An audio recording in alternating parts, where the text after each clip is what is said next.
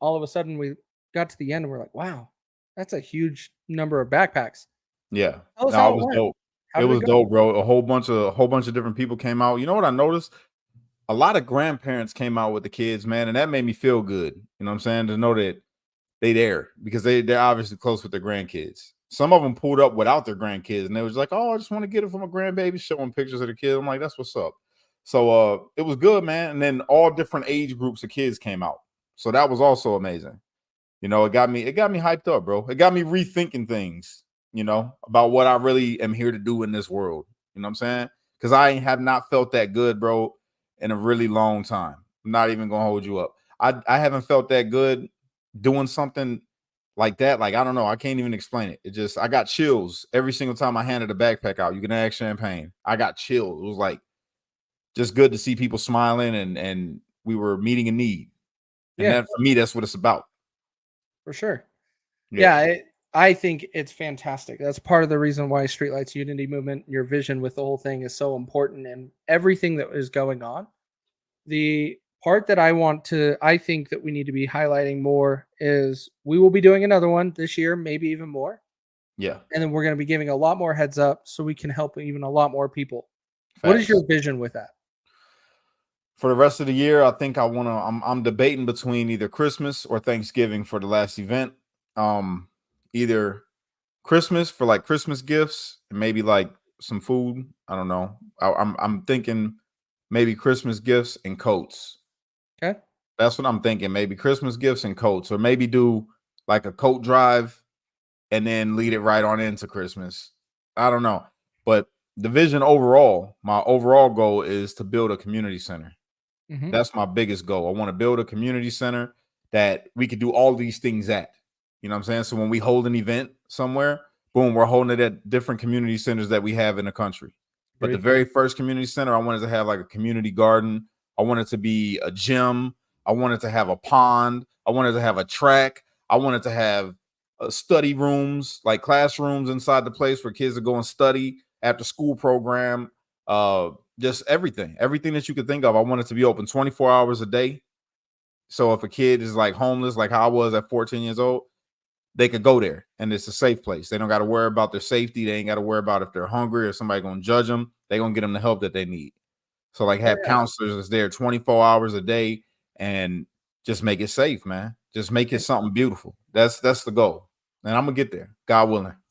Yeah. No, you will get there. Well, we will all get there. We'll get it there. The thing is we don't have enough of that in our country. We don't. And let's be honest, if we can start looking out for more each other more, we will be building up the communities in our country around us so we can overall have an amazing country again. Right now, we are definitely dealing with some tough times, but we will get through it. Facts, man. One day we're gonna own a whole bunch of land. That's another goal that I got for the community garden. It's not y'all thinking just a small garden. I'm talking about it's gonna be a lot of land that's gonna have a whole bunch of vegetables and fruit trees and berries and all everything that you could think of. It's gonna be growing right there. Community garden. And people could just go there when everything is ready to be harvested. They go out there with a basket and get what they need. And then we ask for people to come out and help do the ground the best way that it needs to be done for the next year. You know what I'm saying? And everybody come out and plant. And I'm telling you, bro, that's a vision. And I can see it happening. I can see it happening. Next year is going to be the year, bro. This year, I can't believe we already got as much done as we've gotten done. I can't believe how fast time is moving since I've came home, bro. Like Facts. it's just going. And next year, I really feel something big, bro. I do. I feel something big, like life changing that can also change lives. That's what I want to do. I want my life to change just so I can change other people's lives. And it's already started, man. We already getting there. And we will do that with the Streetlights Unity movement, right? Yeah. I agree. And for everybody, we wanted to shout that out and give that a good notice because Cash and team knocked it out this weekend. I unfortunately was not able to make it, but we will be doing it again. We will even do it better and bigger, and we will continue on that path. And shout out to Jose Burgos, man. Pastor Burgos used to be Officer Burgos. He was my dare officer. He hosted it at his church, had his whole church family come out and help stuff the backpacks with my kids and my lady. And they had everything set up, man. They helped do everything. So I wanted to give a shout out to them and Dawn and Dan because they are the behind the scenes making things roll, baby. Yes. And we see you guys in the comments everywhere. We see everybody in here. I wanted to have Cash highlight a little bit of that. That also helped me get some of the backstage stuff done, is because we're waiting for Russo. He's just sitting in the back, I don't know, acting like he's on the phone. I have no idea. So you guys know what's going on right now. We are just waiting for the man himself, Donald Trump, to go live on X. And we are about there. So we are just waiting for this to start. I am expecting great things out of this. Now, I am worried X is going to struggle with the amount of traffic that's coming, but we're going to get you guys through it. We're going to talk about it. We're going to do some great things. We're going to have some fun here. What do you expect out of this, Cash? I expect it to be just a informative interview. Probably lay to rest some myths. Probably call some things out that's been said wrong or done wrong by the opposition, if you will. And yeah, it's probably just gonna be a regular awesome Trump interview. Yeah, I can't say it's going to be regular. I That's don't because think you it's got going your man crush on there. I don't think it's going to be regular. I think Elon is going to be. Why in the world does this lock up my whole screen? It's like his page is just messed up right now. We're already having problems, Elon. We are already having problems, Elon. Let's see. Hang on. This is going to be hilarious. If we can't even get this off the gate. Because the part that's going to be interesting is you don't even have the people that enjoy listening to Donald Trump. You have the left that's tuning into this. If you guys haven't seen it on X today, Trump returned to X. Trump was tweeting on X today. Well, was posting on X. And you have today all of these people going nuts, all of the people on the left, and they were like, oh, Twitter blackout. And I've already been blocked by one person by promoting our show today, because I am going to be able to talking about this and we're going to go over it. I have to be blocked. Russo is going to be late. Yes. Russo will be late for his own damn funeral. 100%. That got his attention. My man was.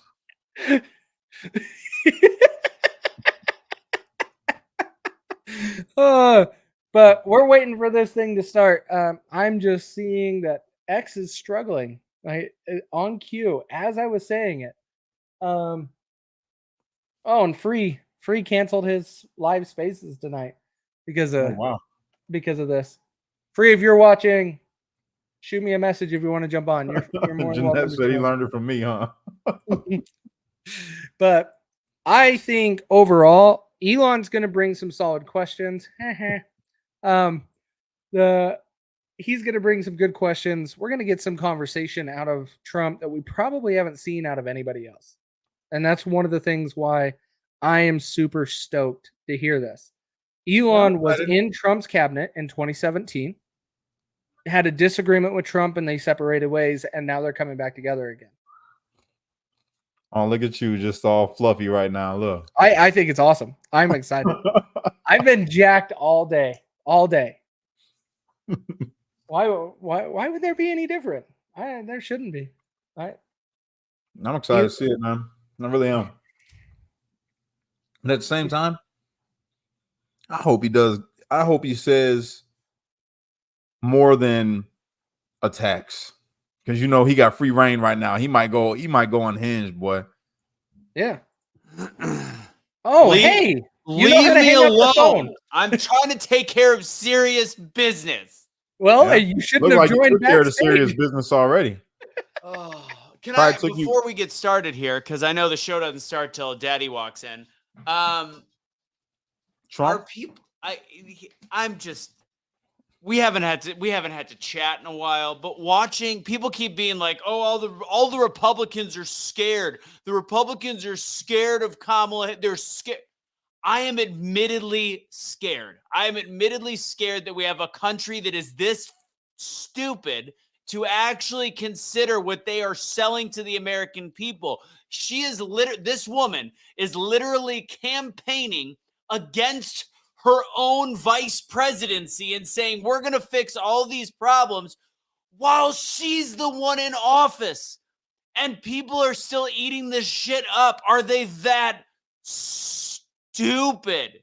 That's what I'm afraid of. That's what I'm scared. I'm scared of the fact that as much as I want to be unifying and nice and whatever, I am scared that half the country is so stupid that they're buying the garbage coming out of the Democrat Party right now. Hey, Russo. Yeah. You mad, bro? Yeah, I am. But I am proud to vote for a felon Trump 2022. Yes. You can buy this at awakenotwokestore.com. Use truth for 20% off. I was just going to say, well, you can vote for Tampon Tim, and he will help your situation. So, and then they're trying to find a way to switch that bullshit. So to give you guys the truth, do you guys want the truth until you can't handle the truth? You can't handle the truth. The truth is his bill was just because they're finding a way to make it look good. Everybody gets access to tampons. And you know what? That's a beautiful thing. They're talking about everybody, meaning poor people that can't afford it. And when they went to amend it to make sure that it'll be back. I hate not having a mustache. The thing is, there was an element they were going to add to the bill that said, let's make this just for the multi-gender and the women's bathrooms. To which Tim Walz says, no, every bathroom. So yes, he did put it in the men's bathroom. So that's the truth. That's what people are not understanding. Audrey, are you okay? I haven't seen Audrey swear like this in real life. She didn't swear. That's a hashtag number symbol thing. Percentage. Cash, what do you think? What does this mean? What is no picture. Sorry, go ahead, Cash. I mean, I'm just trying to see what's going on. That's it. This isn't news. So it's not like a shock to me. It's election season. What do you expect? You know what I'm saying? It's going to be this, especially when they threw her in there. They did not have a game plan. They're formulating one right now as we speak. Everything that you have seen happening thus far has come from no plan. That's why they're taking Trump's policy and they're saying that. You know, tax on tips. She's going to tax on tips. That's what Trump said. So what you're saying is this guy got it right. Now, you can have the same policies, but you have the opportunity to stand on a stage and tell the people what you're going to do for them, and you choose to say the exact same thing where's your other policy? Why couldn't you say literally anything else? You literally plagiarized your political opponent's policy. Why? That's for me, that's what people should be scared about. They're coming in and you can tell that they don't have a plan. You seen what they did with her campaign ad. She said she's going to be tough on the border. Kamala was tough on crime. Essentially, they're admitting that they messed up the border. Yeah. That's what they're admitting with that. Mm-hmm. You have to fix a border underneath your administration that you couldn't fix under your administration, but you're going to fix it now, which means that Joe Biden failed on the border like everybody's been saying, and y'all been denying it. So it's like, you should be scared about that. Like, they don't got a plan. They're literally going into this thing blind, and they're trying to figure it out and navigate it as they go. But everybody should probably be worried about this election. I ain't even going to sit here and stunt. Even though a lot of people are smart and they love Trump and all of that, you have people that really, really hate Trump and they won't even ever see. They will refuse to see any of the good of Trump's policies for the simple fact of they hate him. And then when they turn on the TV or they turn on the news, they're hearing bad about him. And then they can't even get common ground with the other side, because when they try to listen to people like us, all they hear is a complete opposite, but just equally as strong against. So they're not even willing to listen. And that's what's happening. Cash, you said they had to be like some people are smart and they love Trump. Here's the deal. You don't even have to love Trump. If you love America, you have to realize that there is a better option than Kamala. Here's the thing. There is no worse option than that side of the ticket on the federal level. You could still vote Democrat locally. You could still have different people locally that are better than the Republican. I don't care. And it's not about loving Trump at all at this point. It's about the idea that they are literally 2 steps away from taking away every single one of our freedoms over the next 4 years. And I'm not trying to like just instill fear. It's a point where like when they have the ability, Cash, to literally say this guy's going to take democracy from us when this woman didn't get a single vote. And then they're going to do all the things that they're projecting onto Donald Trump, they have done. Yeah, sure enough. But how do you explain that to somebody who thinks that Trump is the devil and the Democrats are Jesus? Hang on, guys. Let's clarify a couple things real quick. We are waiting. Like the space is having issues, so everybody knows Twitter Spaces is having issues. We will be streaming it on X, from X. It will be on here as soon as these issues get worked out. I am seeing that some people are getting in right now, so we might be able to get it up and we can, and be able to play it. But go ahead, guys. Sorry. Well, the other funny thing I saw earlier was on Bloomberg. They were talking about this event tonight, calling it a right-wing joke. And on Bloomberg, they referred to Elon. They're like, X, Twitter, this experience not doing too well for Elon, is it? I'm like, well, they're charging for subscriptions now. You've got the $9.99. There's all these verified files. I would like to see the bottom line. I think it's doing pretty good, but to see Bloomberg sweating is absolutely mind-boggling. And then you've got Michael Oliver. What's up? Is it Michael? What's Oliver's name? The comedian talk show late night. Oh, John Oliver. John Oliver. He literally was referring to some of the speaking points of the Republicans, and then he called the Wall Street Journal editorial board the far right Wall Street Journal editorial board. Like they're just completely, with the help of the media, lying about everything that comes out right now, and it's ridiculous. Like the whole weird thing too. I don't know. I'm heated. I was ready to go 15 minutes ago. I was in the back room on the phone, and I'm just champing at the bit to get dirty. Hey, Russo. Yes, sir. I love you, bro. I knew you were gonna say that. I love you too. Hey, Casey. Love you too, Cash. All right. I'm just jacked. I want to see this. I want to see this happen. Virtual hugs. I want to go through this. I think this will be probably one of Trump's best interviews, but it's bothering me that X is failing so early already.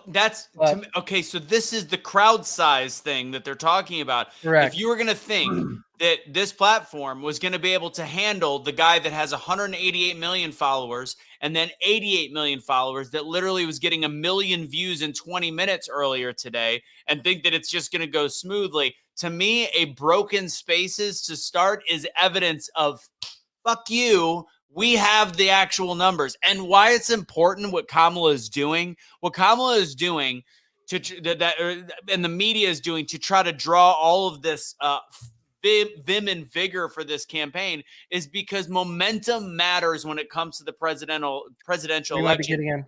And if she doesn't have the momentum, if she doesn't have people behind her, which she didn't and really doesn't for the most part, if they can lie about it, people will jump on board. They're creatures of they're followers. So that's why it's important. Are we in? I am in, but it's not playing audio yet. So we'll just see. Keep going. Sounds like the first time I was in. It's going to be all right, guys. Hang on. So you know, it's going to be okay. Either way it goes, it's going to be fine. You know what's happened to me? What happened to you? I don't know, bro. I think I've had like a come to Jesus moment, bro. I literally I just know it's all going to work out. Which part is Cash? working? That's unfair. You're black. You could just go back to being Democrat at any point, and you'll be accepted by the white liberal horde. I'm already accepted by the Democrats. I will forever go down as a white supremacist. My life will be over. You're not a damn white. You know I haven't cursed all day, and you just made me cuss, bro. You just made me cuss, bro. I would literally have to. I'm gonna have to steal Nova and be like, "This is mine. It's mine." No, bro. You don't. I wouldn't trip on none of that, bro. It's literally. This is what I'm saying, right? You don't got to be accepted by everybody. All right. If people don't like you because of your political opinion, that's their loss. I happen to know you. I think you're dope. You know what I'm saying? Anybody that thinks you're a white supremacist because of your political views doesn't know you. It's just that simple. For me, this is what I've been telling people lately. I had to reevaluate myself, and I said, what's my goal? What is my goal? Why do I do this? Why do I get online, and why do I talk to people? Why do I make content? And when I asked myself that question, it came down to, well, I'm trying to reach people because I like people and I want to help people, whether that be educating them about the things that I know that they may not know, or, you know, providing like the Streetlights Unity movement, handing out backpacks, or if I have a couple of extra dollars, you know what I'm saying? So that's my audience.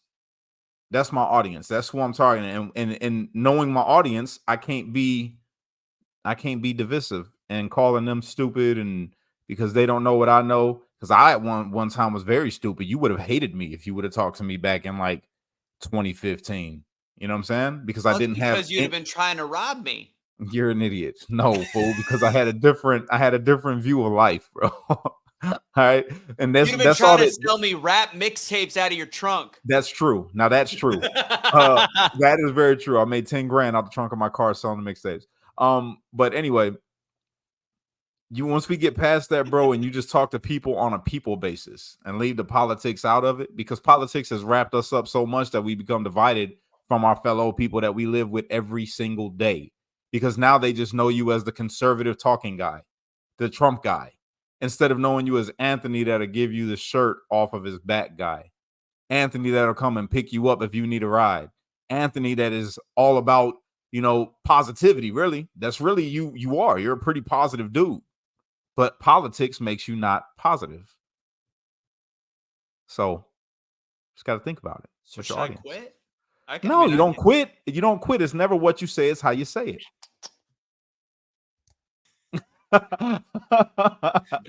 FYI, we are in, guys. We have elevator music. They must be delaying while they're having some issues. So just so everybody knows.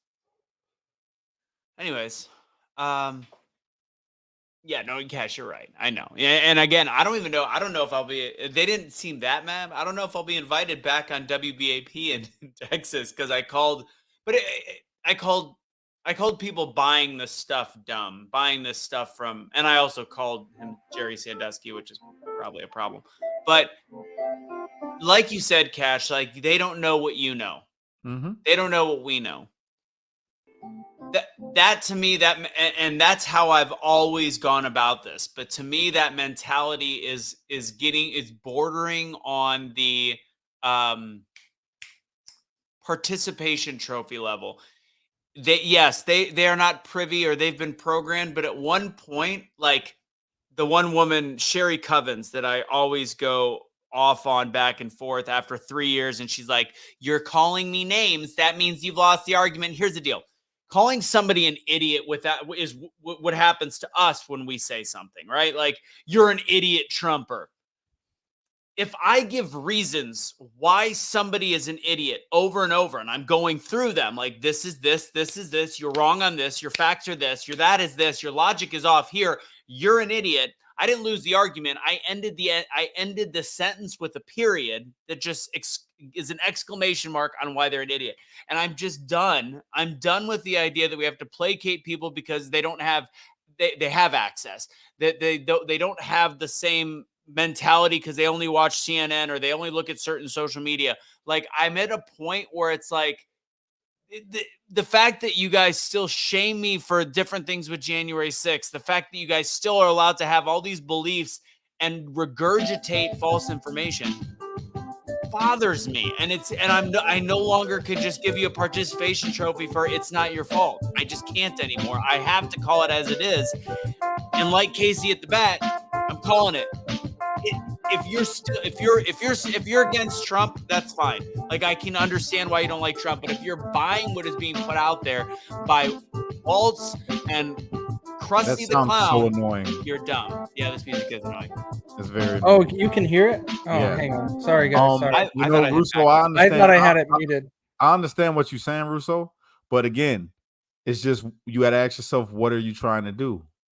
What is your goal? You don't have to have the conversation with them, but you're choosing to. So why are you choosing to? And then once you understand why, then you got to understand the how. How am I going to do it? Because right when you can make all the points that you just made, right, without calling somebody an idiot. He'd be like, yo, look, I understand where you're coming from, but listen, this is why I just think that she's just a horrible person for this job, or I totally disagree with her stance because of this, and this. You know what I'm saying? But if you're not going into it with the mindset of, like I am, like trying to, unite people or trying to bring people to a better, like, common ground, well, then, yeah, you go about it the way you want to, and then you'll have that separation from them because they won't receive what you're saying because of that one aggressive word is idiot. But yeah, you're right. But when it's a period of the same conversations with the same people over a period of time, and yes, I'm speaking blindly when I'm on radio to the masses, but they've had access to this information. Right. I can't anymore. Like if you're in the middle, I'm not calling you an idiot. If you're an anti-Trumper, I'm not calling you an idiot. You have reasons to feel that way. Maybe it's a little bit of programming. You've seen the wrong things. When you are blatantly saying like, I'm with Kamala. He's gonna take our democracy. He's gonna do all these things that are just regurgitated speaking points out of a fake campaign. I just I'll say a couple words. I'll be like, that's wrong because, that's wrong because, that's wrong because. And if you still believe it after all these things, you're dumb. Yeah. Well, that right there, I've that's done it for 3 years, Cash, and for 4 years now. I feel like we've had the same conversations with people, and the people that have wanted to switch have switched. At this point, this is my last statement. Hopefully it'll be starting soon. At this point, what's important is getting the people that are on our side or just lazy voters on our side to get to the friggin' ballot box and vote. I firmly believe right now most people's minds are made up. I don't think much is changing. I think we have to activate the 3 to 5%, making up these numbers of voters that are like, it'll go whatever way it's gonna go. I would vote for Trump. No, if you would even consider voting conservative, Republican, or for Trump, hopefully my words scaring people out of the fact that there is enough dumb people in this country that are buying what is being put out there and they're brainwashed to the point where they're past the point of no return. We have to fight that level of idiocy with activating laziness on our side. That's my belief system. I feel that. I'm not going to argue with you about it. I get it. I totally know where you're coming from. Trust me. I know where you're coming from. It's just, again, it comes down to what am I trying to achieve and why? You know what I'm saying? And that's just for me, for Cash, like how I go into it, especially now, man. I'm rethinking a whole bunch of things. It's like, no matter who's going to win this election, I hope to God Trump gets it. God knows I want Trump to win this.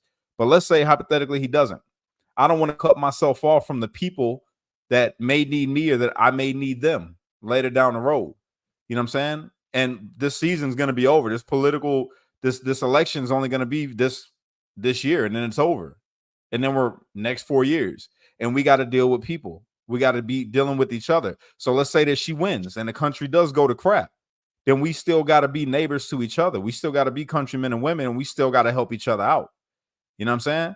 That's what I'm looking at. I'm looking at later on down the road. And if Trump wins, it's a better America, but then I can still help the same people. Even though they might be upset that Trump won, they'll see no change in me. I'm not going to be rubbing it in their face like, aha, Trump won, your candidate lost, I'm not going to do that.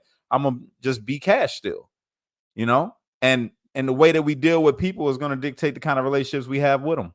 So I'm just trying to make sure that the relationships that I got with all of the people that watch all of us, right, that they're like, yo, even though Cash votes for somebody that I hate and I detest, I still like Cash. Cash is a good dude. I know if I pick up the phone and I need Cash, he's going to be right there.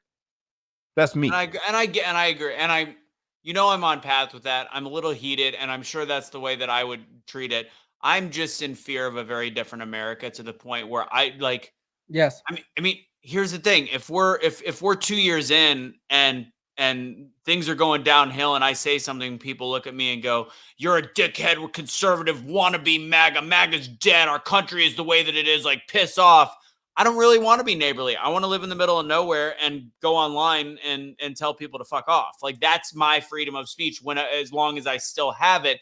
Because I don't, that whole neighborly belief, I don't know if that's still there in a couple of years if we don't get the ship righted. And I don't want to say this is the most important election of our lifetime. It's that point. Like, look, this is the first time you've got a candidate surging that didn't get a single vote from her delegates.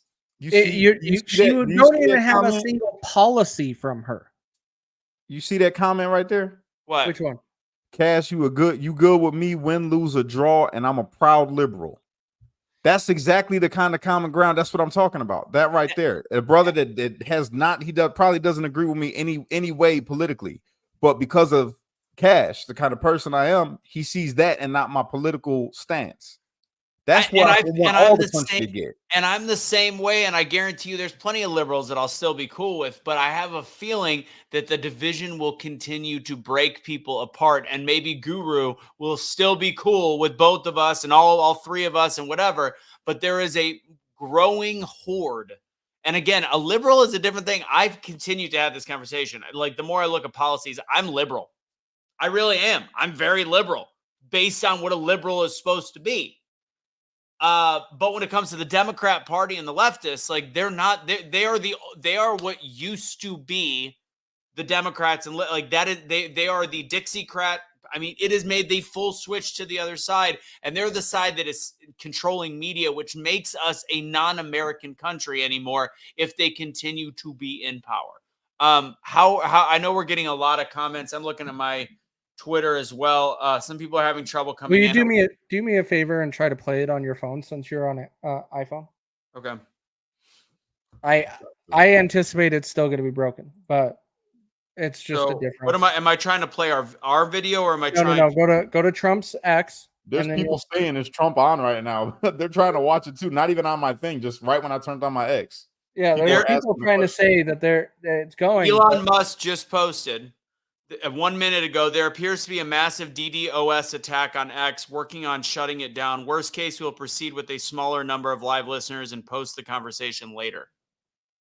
Not cool. I figured that's what everybody right now is like, yo, is Trump on? It's Trump. Well, that's what we're trying to wait. Guys, if Trump was talking, we wouldn't be talking. Like, can we all clarify that? Because it wouldn't be happening. But right now, this whole situation is because X... The space is not available. Yeah, okay. So you have the same problem as everybody else. But there's 198,000 people in it.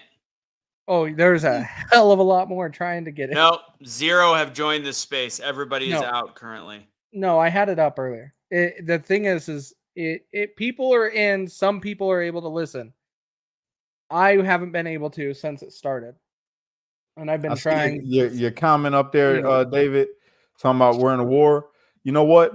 That's funny because we had this conversation on breaking the barriers, and I don't disagree with you that we're in a war, but I just don't see the war that we're in being with people. I see it being with an ideology or a spiritual aspect. It's not a war. I'm not in a war with a Democrat. I'm not in a war with a liberal. Agreed. You know what I'm saying? I'm in a war with an ideology, really, an ideology that is harmful for the people that I care about around me and the people of our country. And once we can separate and understand that person that holds that belief is a person just like you, and they hold that belief for whatever reason. Something shaped their mind to believe the way that they did. Maybe they're indoctrinated because of the news. Maybe they were raised that way, whatever it is. But don't become separated from that person. Now, I'm not talking politicians. Politicians to me is a whole different game. Y'all know how I feel about the politicians. My concern is for the people. I'm probably not going to see half of these politicians ever in life, maybe less than half, but I'm gonna see people every day, regular people that's on the ground with me that hold a different opinion than me about a lot of different things. I don't want to become divided from them for anything. As long as they're not harming my family or stealing from me, then I want to help them. I want them to be my brother. I want them to be my sister. That's what I'm after. That's my goal. And to be clear, I've turned the other cheek to the other side, like Cash, like you said. I'm against the ideology. I'm against not just Democrat. I would say I am against the elite ring of the government and much of the overlords of the media. That's who I am.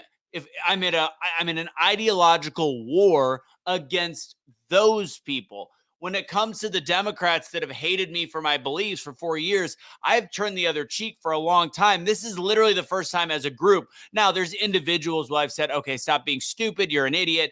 On very rare occasions when we've gone back and forth over a long period of time. But for the most part, I will continue to say I am not against those people that have gone against me as a group. I am against the specific elite leftist horde in media and in politics. And honestly, I consider many conservative rhino Republicans to also be a part of that horde. It's not just Democrats. It's the elite. As Casey's name is America versus the government. Like, that's where we are. But against the other people that have a different ideology, no.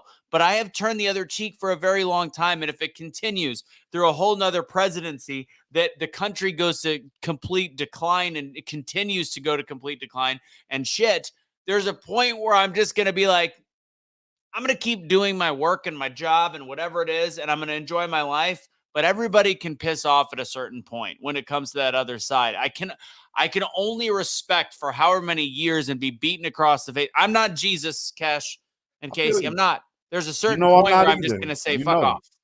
I feel you. I get there too. I'm just battling it, bro. That's my thing. Like, believe just a week ago, I was telling people to go F off. You feel me? But I don't know. Like I say, every day I look at my goal. What is my goal? What am I trying to do? Who am I trying to reach and why? And when I see that, it reminds me, okay, you can't be out here. You can't be spreading division. You can't be sowing a seed that's going to yield something that's divisive.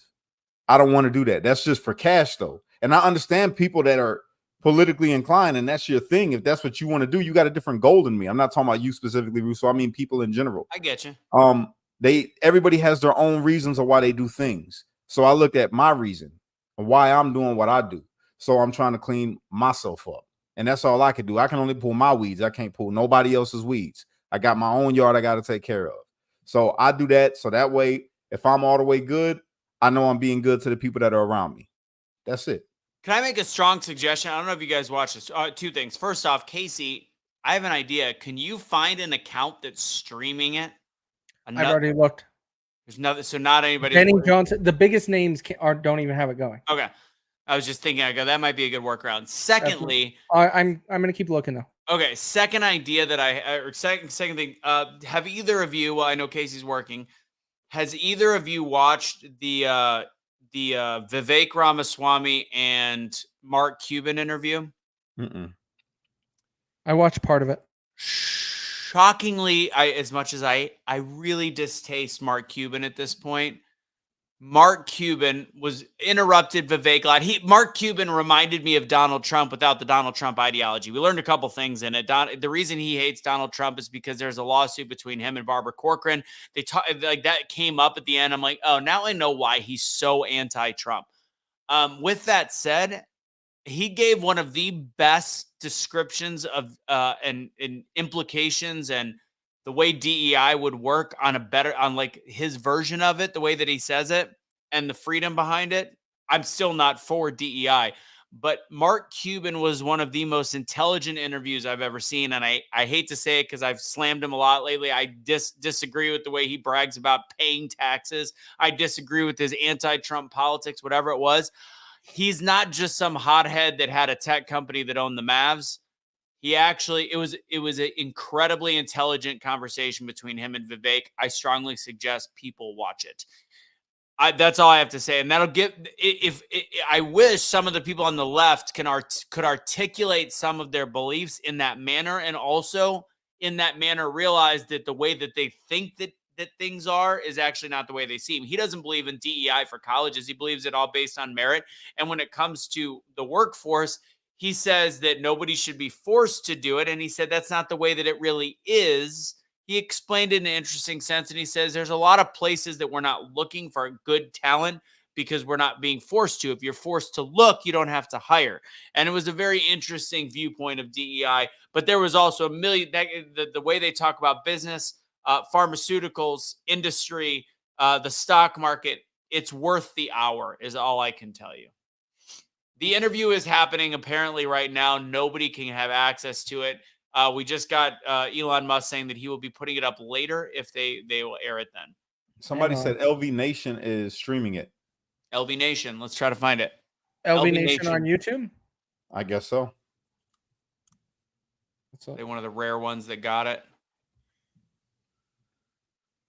Yep. I'll look it up on. LV Nation is restreaming Benny Johnson. But Benny Johnson's on? No. Benny Johnson showed his cell phone showing how many people were actually have it. I have Benny Johnson up here. He's not playing the stream right now. And our truth isn't working. Dude, they're all having problems. X is struggling right now. You know the media tomorrow is going to eat this up.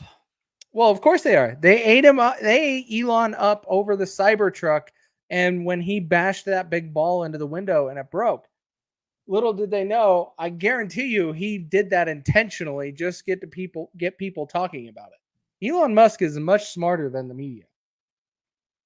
I'm trying to see if I could join from Elon Musk's page because I've had a couple attempts and it seemed like it might have worked. Still trying. I think though. maybe it's just my computer, but all of Twitter is working incredibly slow. This issue. Yes. Unfortunately. See, that's Benny Johnson. Yeah, no, it's not working. Oh, yeah, it's we all knew we were gonna start listening. Can I get in? Can I hear? Do I get more than elevator music? Please. Elevator music. Yeah, nobody's got it. I went on LV Nation and that's just clickbait. Yep. And not on purpose either. LV Nation is credible. That boy be going in. He just I guess he titled it the same way we did. And he's just talking on there with some other people because Let's see if I can find. Nobody could get it right now. They're not streaming it anywhere. They're probably going to pre-record it, bro. They're going to record it and then release it. That's what's going to happen. All spaces are all spaces can be recorded with a checkbox. So I guarantee you that's what's going to be happening. But I don't have the patience. I want to hear it now. The big thing is I'm already seeing stuff coming out.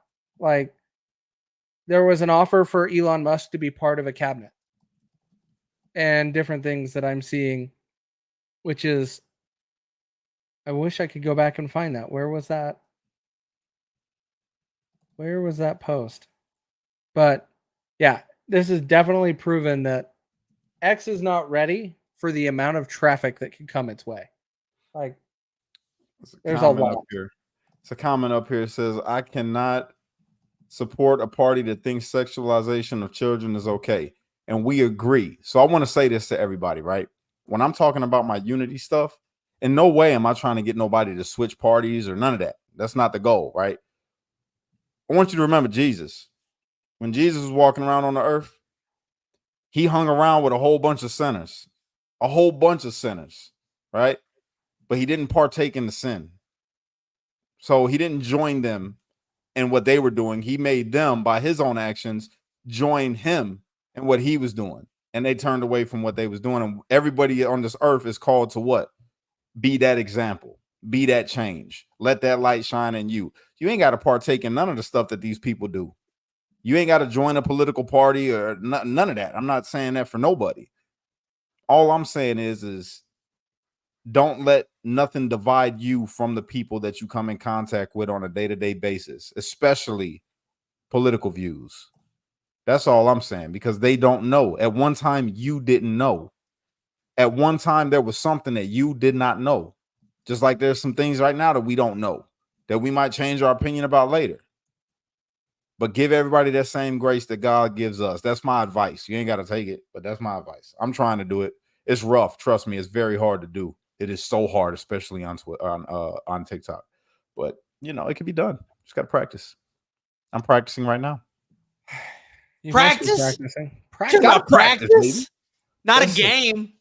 Talking about practice? Who was even saying that, Cash? The dog thinks I'm getting. Who was calling out practice? Allen Iverson. Come on, man. The GOAT. We're not talking about a game. We're talking about practice. Practice? We talking about practice. But nobody was more viral than this clip right here. Drake? Drake? What? What clip? Ray, what's What are that you talking one? about? Drake. That's Soldier Boy. You never seen that clip when he was on the Breakfast Club? Oh, it's hilarious, bro. No, I don't I think love so. Soldier Boy. He's hilarious. Hilarious. So yeah. Let me see if I can find another Spaces that Did has he it. pass Hang on. away? No. Soldier No. Boy? No. Somebody in Soldier Boy is no longer with us. What? I'm looking it up. Soldier in No. Soldier Boy. Soldier Boy is a person. Okay, that's not. Who am I thinking of? Tell me you're white without telling me you're white. Who? Somebody. I swear somebody died. Soldier Boy hit somebody to try to rob his house. Who Pop am I him. thinking of? I don't know. Definitely not Soldier Boy. He's still alive. Soldier Boy is hilarious and very intelligent. Oh my gosh. I think you're thinking about DMX, yeah. Whatever, David. We didn't try. The U.S. gave you the medal because we felt bad for you. That's why. I know DMX is dead. Okay, I get that's not who I'm thinking of. Oh god. I think I think everything on X is wonky right now, to be honest, because I'm on it looking at different things and like I'm clicking stuff, nothing's working. Yeah, it's a lot. It is. I cannot. Somebody got in the space, Taylor? Yeah, but are you hearing music or are you hearing them talk? Taylor, are you hearing music or hearing them talk? Just in case you don't speak KCEs. Really? You said the same shit I said. If you're wondering, him and I said very similar things. Shut the hell up. Shut the fuck up. Can you guys both be quiet, please? What? You want silence? That was just me being polite. You said it one way, he said it another way. I said it the proper way. Is there a proper way? There Only is. hearing music. Oh, that's somebody else, Taylor. Got it. I might have a good sign. That was a bust. I don't have Donald Trump talking or music playing, so we're gonna just see if this starts working.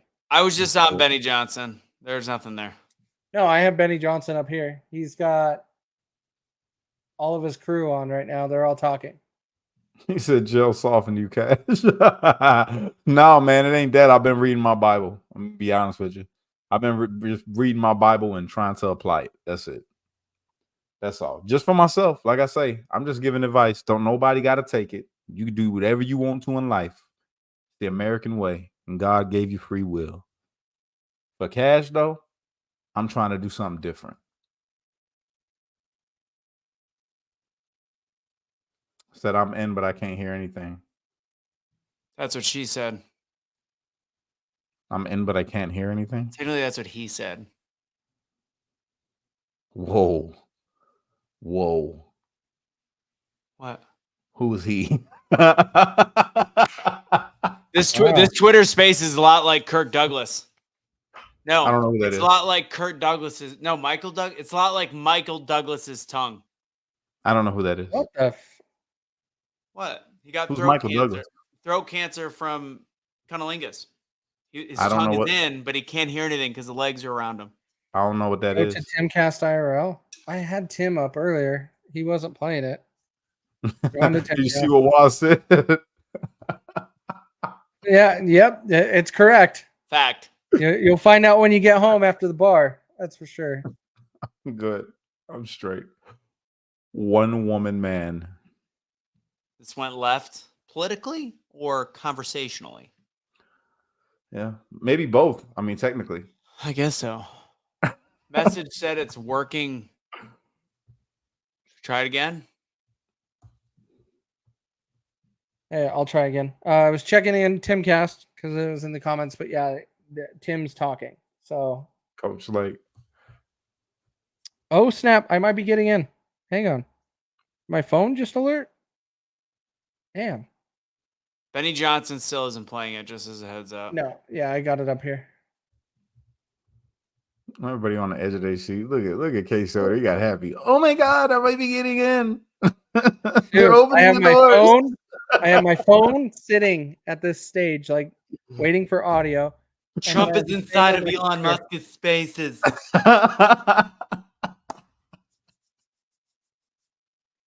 He's penetrating the metasphere. Oh my god. Says the two guys that have just been chilling all day.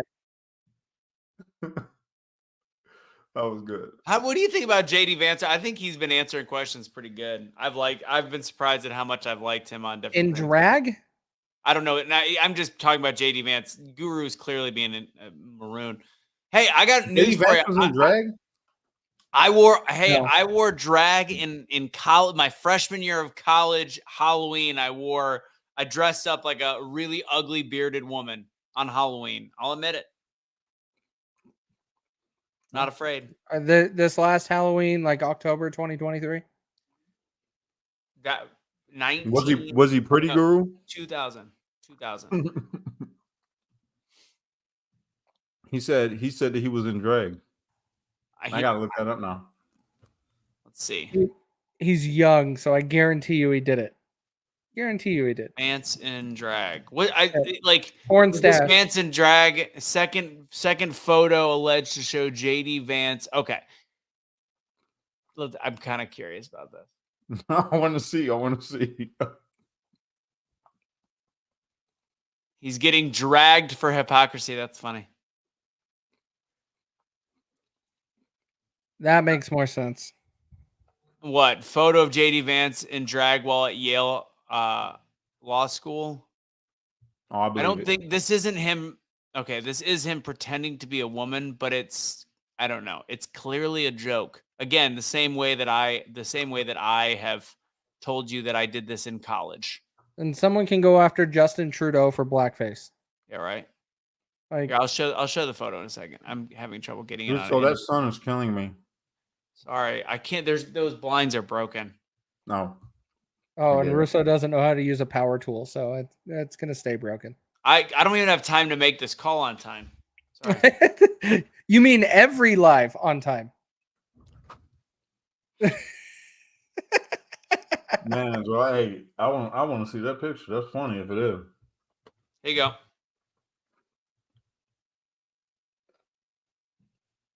That's not drag. That's kind of how I feel like if I say that, the people on the left are going to be like, it is drag. It's him dressed up as a woman for probably Halloween or a goth something. I mean, oh, that's drag right there. Yeah, that is drag. Oh, I mean, he's wearing a dress. I mean, the question is, he looks like he's 18 to 20 years old. I don't know. Again, this is maybe my liberal side. This isn't drag. Like I'm going to go out and get in front of women and shake my dick in front of women. I don't know. Yo. My man's wearing a dress, dog. Have you never have like put on nails with your daughter or anything like that? You've never I let my daughter paint my nails, but I ain't put on a wig and a dress. Now I did put on a wig one time to do Dan the Surfer Man. I pretended to be a surfer guy named Dan, but I would never put on a dress. I'm like Dave Chappelle in that aspect. You're not doing that to me. I mean, I went to art school, so trust me. There's a gigabits of data was saturated. Oh, it's on. We think we've overcome most of that, and so it's now time to proceed. But as this massive attack illustrates, there's a lot of opposition to people just hearing what President Trump has to say, and but I'm honored to have this conversation. I want to emphasize it's a conversation, and it's really intended to just get a feel for what Donald Trump is just like in a conversation. It's hard to catch a vibe about someone if you just don't hear them talk in a normal way. And when there's an adversarial interview, like no one's themselves in an adversarial interview. So this is really aimed at kind of open-minded, independent voters who just trying to make up their mind.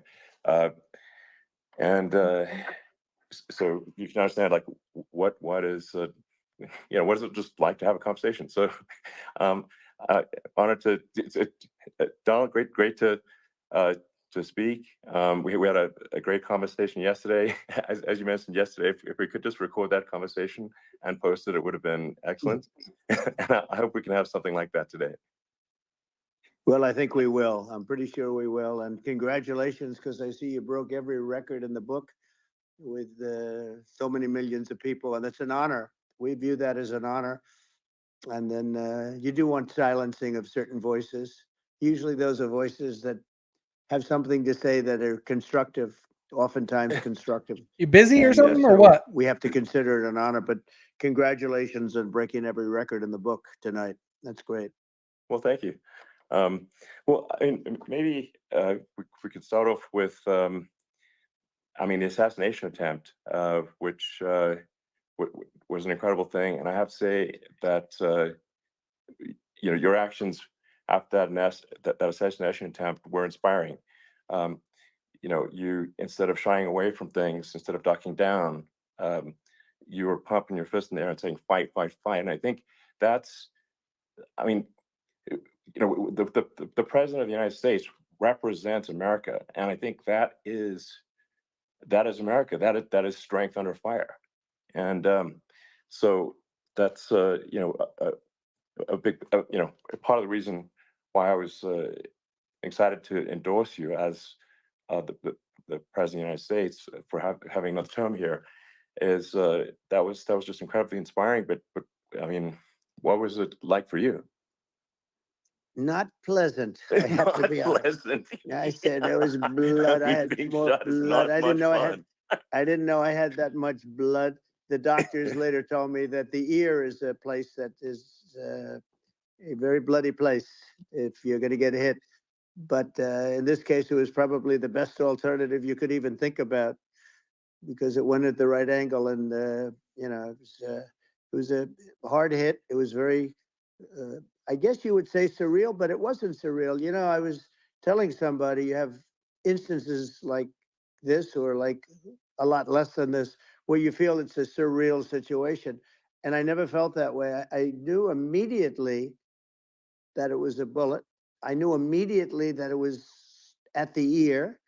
Yeah. And because it hit very hard, but hit the ear. And I also heard people shout, bullets, bullets, get down, because I moved down pretty nicely, pretty quickly. And we had bullets flying right over my head after I went down. So I'm glad I went down. The bigger miracle was that I was looking in the exact direction of the shooter. And so it hit me at an angle that was far less destructive than any other angle. So that was the miracle. That was, for those people that don't believe in God, I think we got to all start thinking about that. You have to, I'm a believer now. I'm more of a believer, I think, and a lot of people have said that to me. A lot of great people have said that to me, actually. But it was amazing that I happened to be turned just at that perfect angle, and all because I put down a chart on immigration that showed that the numbers were so great. I love that chart even more maybe now. it's a sign. Maybe that's a sign. It's an immigration sign. You highlighted a serious issue, and at that moment. That's right. The bullet missed your, hit your ear, but missed your head. The amazing thing is that the sign, I said, bring down that sign on immigration, and it was literally about an eighth of a second where it would be good, and after that it was going to be a disaster, no matter which way you were facing. But it just had that perfect angle, which was exactly at this shooter. Very sad situation. Such a sad situation. As you know, we lost somebody that was great, Corey, who, a firefighter, a great gentleman, a great Trumper. He was just a fantastic family and a fantastic man. And a friend of mine came up, Elon, and said, I'd like to give the family some kind of help. And I said, all right, that's great. He said, do you mind? I said, I don't mind at all. And he wrote out a check for $1 million, gave it to the wife. And, she said, this is really nice, but I'd rather have my husband back, which is a nice thing for somebody to say, to be honest. She's great. The family is great. And we raised a lot of money for them, and for two other gentlemen are unbelievable people also. They were hit really badly. They thought they were not going to make it, and they did.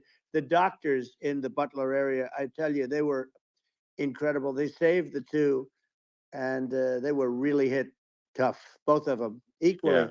And we thought my first question was because I heard bullets flying over me, and I said, "How many people were killed?" Because we had a massive crowd there, a tremendous, thousands and thousands of people, and there was no land. I mean, it was all people. So I said, "How many people have been killed?" Because I knew there were other shots being fired, and they said, "We don't know yet, but some people have been badly hurt." And I have to give the Secret Service sniper, they call him, or sharpshooter, but sniper, because he didn't know there was a problem. He's an extraordinary shot, obviously, and he didn't know there was a problem. And he was able to pick it all out within 5 seconds. And he used one bullet from very far away, I guess probably about 400 yards. The shooter was 130, but he was on the opposite side of the field and the podium, and he saw the smoke and the flame from the gun, immediately recognized it, and immediately took a shot. And it was one perfect shot from very far away. And if he didn't do that, Elon, he would have. I mean, if he would have, a lot more people could have been badly hurt and killed. So I have to take my hat off to him, because that's also a surreal. You know, he's been with them for 23 years, and he's never had anything like this. And all of a sudden he has to act, and it's a very tough thing to act and to be shooting somebody. But he saw the gun, saw the smoke, saw the flame from the gun, very far away. I obviously has very good eyes. He's got very good vision, which I assume you have to have in that particular work. But he took aim very quickly, and they say it was approximately 5 seconds from long range, one bullet.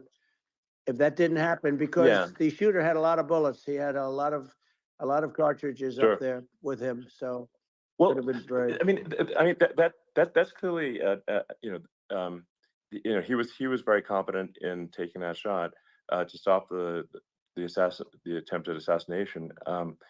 But I mean, there does seem to be, some pretty significant failings elsewhere in the system. Like, there's just no way that, like, how on earth does a shooter get on a roof 130 yards away? That seems crazy. I think most people people are wondering how on earth could such a thing happen. Well, I view it as two ways. There should have been nobody on the roof. There were people, because there were so many tens of thousands of people there. There were people that were seeing him, and there was one woman with a red shirt and Trump all over it, and she's screaming, "That guy's got a gun!" You saw it probably. There's a guy up there with a gun. I mean, it's like I guess, for my part, and I think probably many members of the public are wondering how the heck are, basically people wondering by pointing out there's a guy on the roof with a gun. And they're seeing it, but somehow it's not being addressed. That does seem crazy. Well, they're going to learn from this. The communication between the local police, who sort of had an idea, and then ultimately a man lifted himself up to the roof, could barely do it because he was pulling himself up, and he saw the man with the gun. The man with the gun pointed the gun at him. He thought he was probably going to get shot, but he was like pulling himself up, and because of that, he couldn't get to his gun, and he fell down. Actually, very badly hurt his leg, his ankle. I hear very badly, but he fell down, and he did. From what I understand, he did say, "There's a guy up there with a gun," and the shooting started very quickly after that. I think it forced the shooter to go maybe quicker. He was supposed to be a very good shot.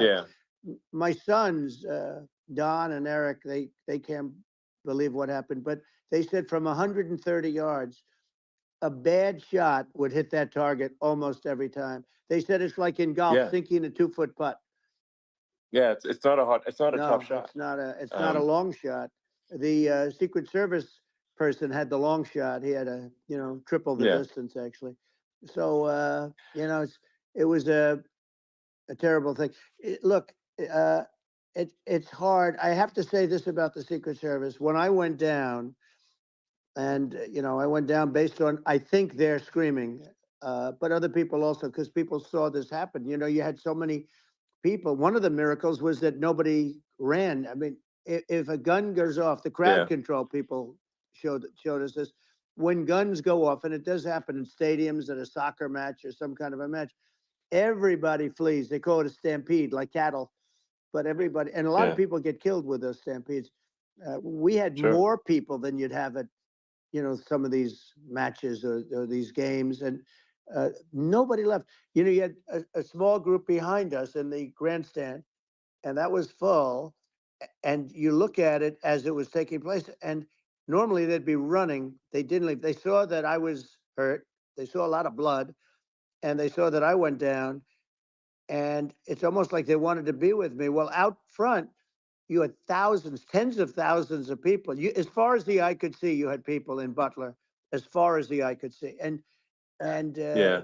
and a lot of press too. There was, you know, many cameras on watching this. It's what makes it so different, because normally things happen that aren't good, but you never have a picture of it. Here we have all these cameras shooting it, so you know, sort of amazing. But one of the interesting things was that you didn't have anybody flee. You didn't have anybody stampede. Sure. Nobody. And there were some people behind me. They stood up and they're looking like, you know, I mean, I'll tell you, you want to have Yeah. you Yeah. want to have them in a foxhole with you. I want to meet some of those people, Sure. because Sure. it's so different from what you heard. But so I was down, but the Secret Service Yeah. guys, there were bullets flying right over my head. You could hear them go whizzing, Yeah. and these guys I hope Elon came actually jumping on challenges top why of they didn't me, pull you him know, off and a stage. young lady. Nobody's Kate, asked that question. would jump. They moved so fast, and let me tell you, that took tremendous courage. Now there was a lack of coordination. There was, you know, obviously everybody understands that somebody that building should have been covered, and Yeah. I mean, that was the I think big that, thing. like, I mean, looking at the aerial views, that building would be like the #1 spot for a sniper. I mean, it's like the, if you were to pick, like, what is the favorite, what if you, so if the goal is to assassinate, what's your favorite spot? That building, the You're roof of right. that building would be #1. That would have been the spot. It's like you can ask for a better No, location. It's like no, #1. that would have been the spot. Um, You know what people think yeah. is when the local policeman, who, by the way, you know, he really he did what he was supposed to do. He couldn't hold on any longer. And then when he got Yeah. his head just peeking above, this guy standing there with a gun at his head. And when he fell down, again, hurt his ankle very badly, but he was making the calls. But what happened is the firing took place very soon. So what they Yeah. think is that this guy ran to his site, which he had all planned out with the gun. He ran to the site and he started shooting fast. And maybe that's why well, he sort of missed. I mean, you know, he Yeah. But he as you got said, me, but he it would have could have hit. been I mean, could have been a much yeah. bigger problem. But he totally would have hit if you hadn't turned your head. So, like, you know, there was it was a very near thing. It was a So, miracle. If I hadn't turned my head, yeah, I would not be talking to you right now. As much as I like you, exactly. I would not. Yeah. I would Well, not be talking to I mean, he's talking to me from another realm, perhaps. Yeah, that's Um, right. We'd be talking from a so, different place. But it was a you know, it was a very terrible experience. The Butler Hospital, they did such a great job. The doctors were so good. Everybody was so good. There was a mistake. If somebody knew, because people were hearing that, you know, there was just a bad feeling that there was somebody was around. You know that story now. It's been pretty yeah, well. yeah, And yeah. if somebody could have said, because they've oftentimes said, you know, like there'd be a lightning storm or something, because I've done, I think, over 300. I think I did a lot more than that, but we did a lot. And oftentimes they'll say, sir, could you wait 10 minutes, please? Sir, could you wait 20 minutes? There's a storm overhead or lightning or something, right? And Yeah. that happens often. Yeah. And this would have been a perfect time for that to have happened, but it Yeah. didn't get coordinated. That was the problem. Well, it was your I think your actions in the heat of fire, and, you know, like, what I found admirable there was that you can't fake bravery under such circumstances. The courage is instinctual, or it is not. It's not a rehearsed action. And so I just want to say that I think a lot of people admire your courage under fire there. And Well, yeah, so thank you very yeah, much. I appreciate it. I didn't think of it. I just wanted to get up and I wanted to stand up. I wanted to let people know, you know, I felt I was good when they were on top of me, covering me, actually, very much covering me, and very bravely. But I wanted to get up. I said, I want to get up. And they wanted, they have everything there. They wanted stretcher. I didn't like the stretcher. And I knew I was hit in the ear, but I knew I wasn't hit anywhere else. They felt I was hit someplace else because it was such a lot of blood. And they were sure that I was hit someplace else. And they were saying, sir, you were hit more than the ear. I said, nope, I was hit in the ear. I want to get up. Let me get up. And so I got up, and the crowd didn't know what to think. I mean, this was so many people, and you could see they were confused. They didn't know what to think. And I wanted to let them know I was okay. It was very important for me to let them know that. And they went wild. You've seen the after. They didn't go wild when I got up because they didn't know, was I alive? You really couldn't tell. When I stood up before the hand, before the fist in the air, they didn't know if I was alive. Nobody did.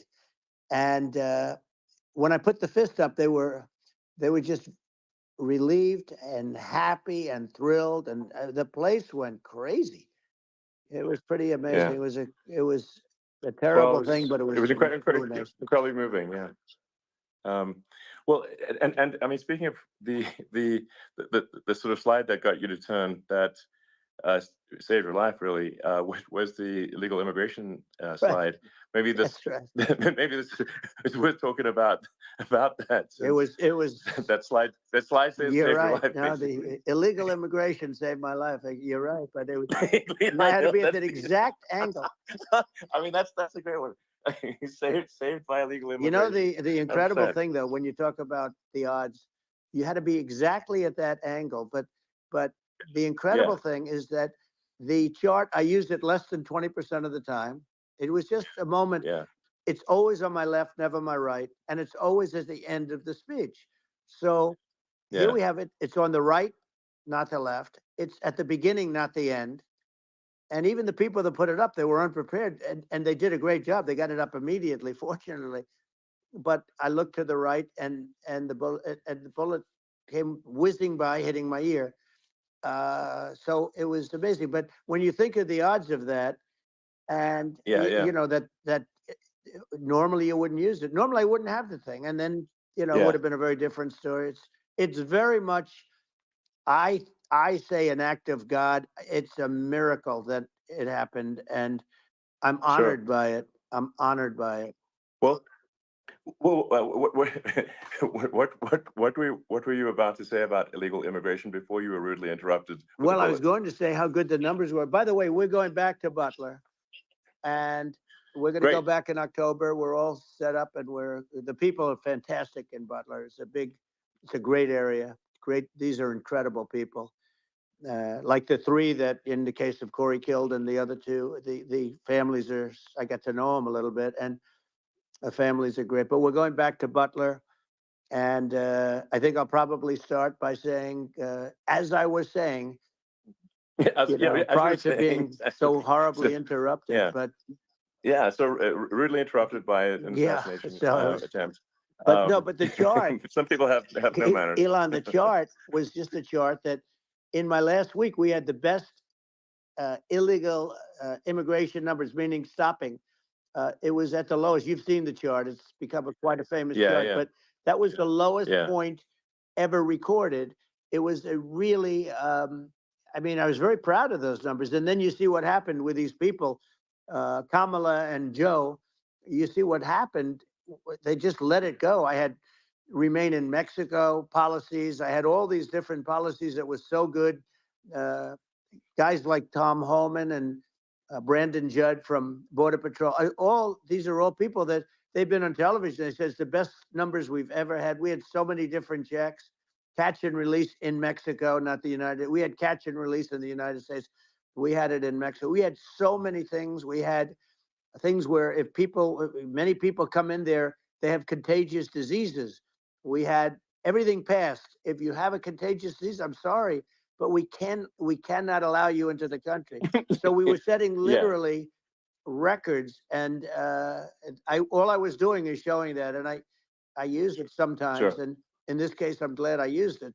I can tell you that. But They were fantastic numbers, but I'm going to sleep with that chart always. I'll be sleeping with that chart. That chart was very important for a lot of reasons. Well, I mean, would it be accurate to say that you're supportive of legal immigration, but but we also need to shut down illegal immigration, and especially unvetted illegal Yes. immigration, because and that's not the same as saying that everyone who's an illegal immigrant is bad. In fact, I think most people who are illegal immigrants are actually good, but you can't tell the difference unless there's a solid vetting of who comes across the border.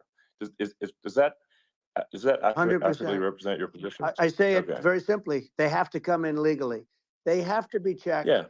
Because look, Kamala was the border czar. Now she's denying it. Everything that I do, she's Yeah. saying she was strong on the border. We're going to be strong. Well, she doesn't have to say it. She could close it up right now. They could do things right now. It's horrible.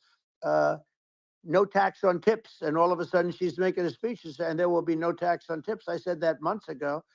And by the way, they had just the opposite. They had not only tax on tips, but they hired 88,000 IRS agents, and many of them were assigned to go get waitresses and caddies and all of this on tips. They have a policy. They had a policy that they were really going to go after you and were really harassing people horribly.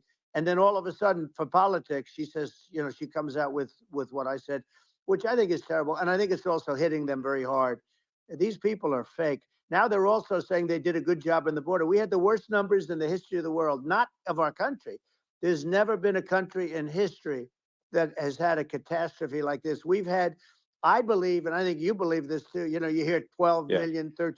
I believe it's over 20 million people came into our country, many coming from jails, from prisons, from mental institutions, or a bigger version of that is insane asylums, and many are terrorists. And I'll tell you what, they're coming not just from South America, they're coming from Africa, they're coming from all over the world. They're coming from Asia, they're coming from the Middle East, they're coming from countries that are stupidly and horribly bombing Israel October 7th.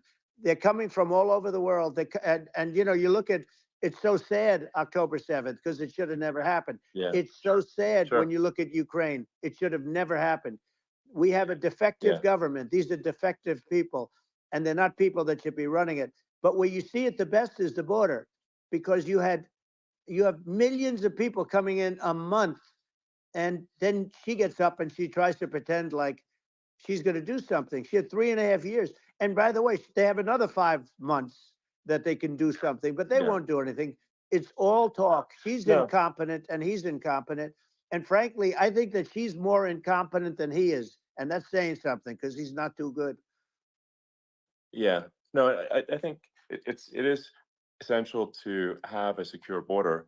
I mean, you're really not a country unless you have a Correct. secure border. And secure elections, too. Absolutely. I'm going to get a refill. I'll be right And, back. So it's just essential to have a real border, or we can't function as a country, and our service, our central services are being overwhelmed in a lot of cities. As we were talking about earlier, I think having a legal immigration process that is smooth and efficient and done well, and speaking as someone who is a legal immigrant, I think I mean, like, one way to think of it is, who do you want on your team? Who do you want on Team America? And I think we want to just say, okay, we want to let in people who are gonna, be great contributors to our society and to our economy, Right. and and who do you want on the team? And it's not to say that, like, in my opinion, actually, I'd say, like, probably most of the illegal immigrants actually are actually good, hardworking people. That's my opinion. But some are not, and you just have this sort of adverse selection process where, if somebody's if somebody's like you know um, uh, has a career in theft or robbery, I don't understand what's taken them so long to get here, because we're in such a target-rich environment.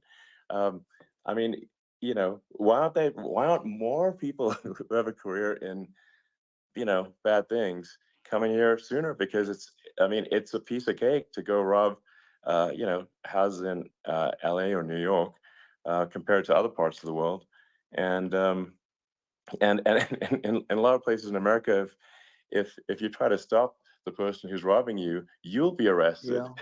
So it's It's insane. it's right. I mean, what's happening with crime, and our police are so good, but they're not allowed to do their job. But I have to tell you, Elon, I They're hate not. to say, because it's such a downer to say it. I hate to say it. I hate it. But uh, you have a lot of people that just shouldn't be. I think it's a much bigger number than you think. They're I allowing, think you're again, right. they're Yeah. allowing people from their jails. And if you were running one of these countries where they're coming from, you would have had all of them. As an example, Venezuela, their crime is down 72%. They're taking their drug dealers. They're taking, frankly, their prisoners. They're emptying out their prisons. They're taking their criminals, their murderers, their rapists, and they're Yeah. delivering them into But the. that's what Castro did Yeah, that. well, he did on a much smaller scale. Yeah. It was a much smaller Yeah. scale. But this is a massive scale because this is being done worldwide. But here's what's happening: crime all over the world is down. And wait till you see the numbers that we have. This is migrant crime. This is crime that's going to be. Yeah. And I saw it today in New York where somebody was knifed with raped the girlfriend of a man that stood there watching in New York in one of the shelters and started Sure. pulling out the knives, and bad things happen today. But this is happening every day. These are rough people. These are people that are in jail for Yeah. murder and all sorts of things. And they're releasing them into our country. And they're telling them, if you come back, we're going to kill you. We're going to give you the death penalty or kill you. So they don't want to come back. But these are rough people. Yeah. These are criminals that make our criminals look like nice people. And it's horrible what they're doing.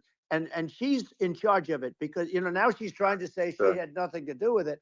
And she's such a liar because she was called the border czar the first day, and it was on the headlines of every newspaper. She's the border czar, and she never even went there. She went to one location which had nothing to do with where the problem is.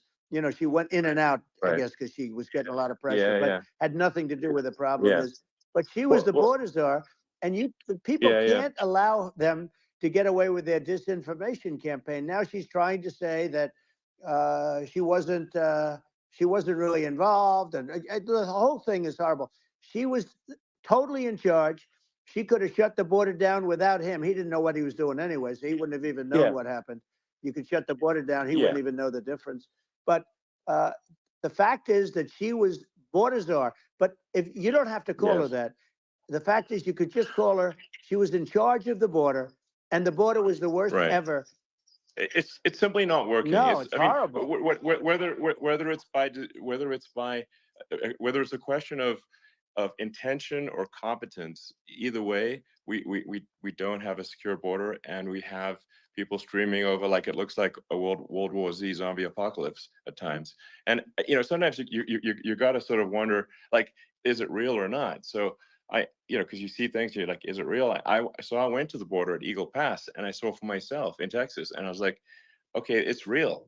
I'm like seeing this in real time. I actually posted the video like just live. I just flew there one day and just to see, hey, is this made up or real? And I'm just seeing people stream across the border, and I have to say, at least the people that I saw did not look friendly. So These are people can look at my video and say, hey, Yeah.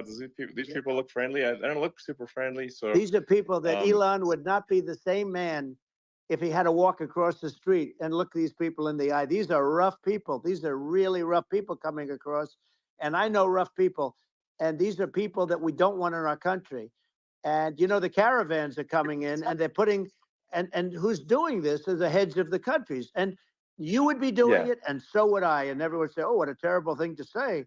The fact is, it's brilliant for them because they're taking all of their bad people, really bad people. And I hate to say this, the reason the numbers are much bigger than you would think is they're also taking their non-productive people. Now, these aren't people that will kill you. We have enough of them, but these are people that are non-productive. They are just not productive. I mean, for whatever reason, they're not Yeah, yeah. workers or they don't want to work or whatever. And these countries are getting rid of non-productive people in the caravans in many cases. And they're also getting rid of their murderers and their drug dealers and the people that are Yeah. really brutal people. And they're coming into our country Yeah. at levels that have never been seen before.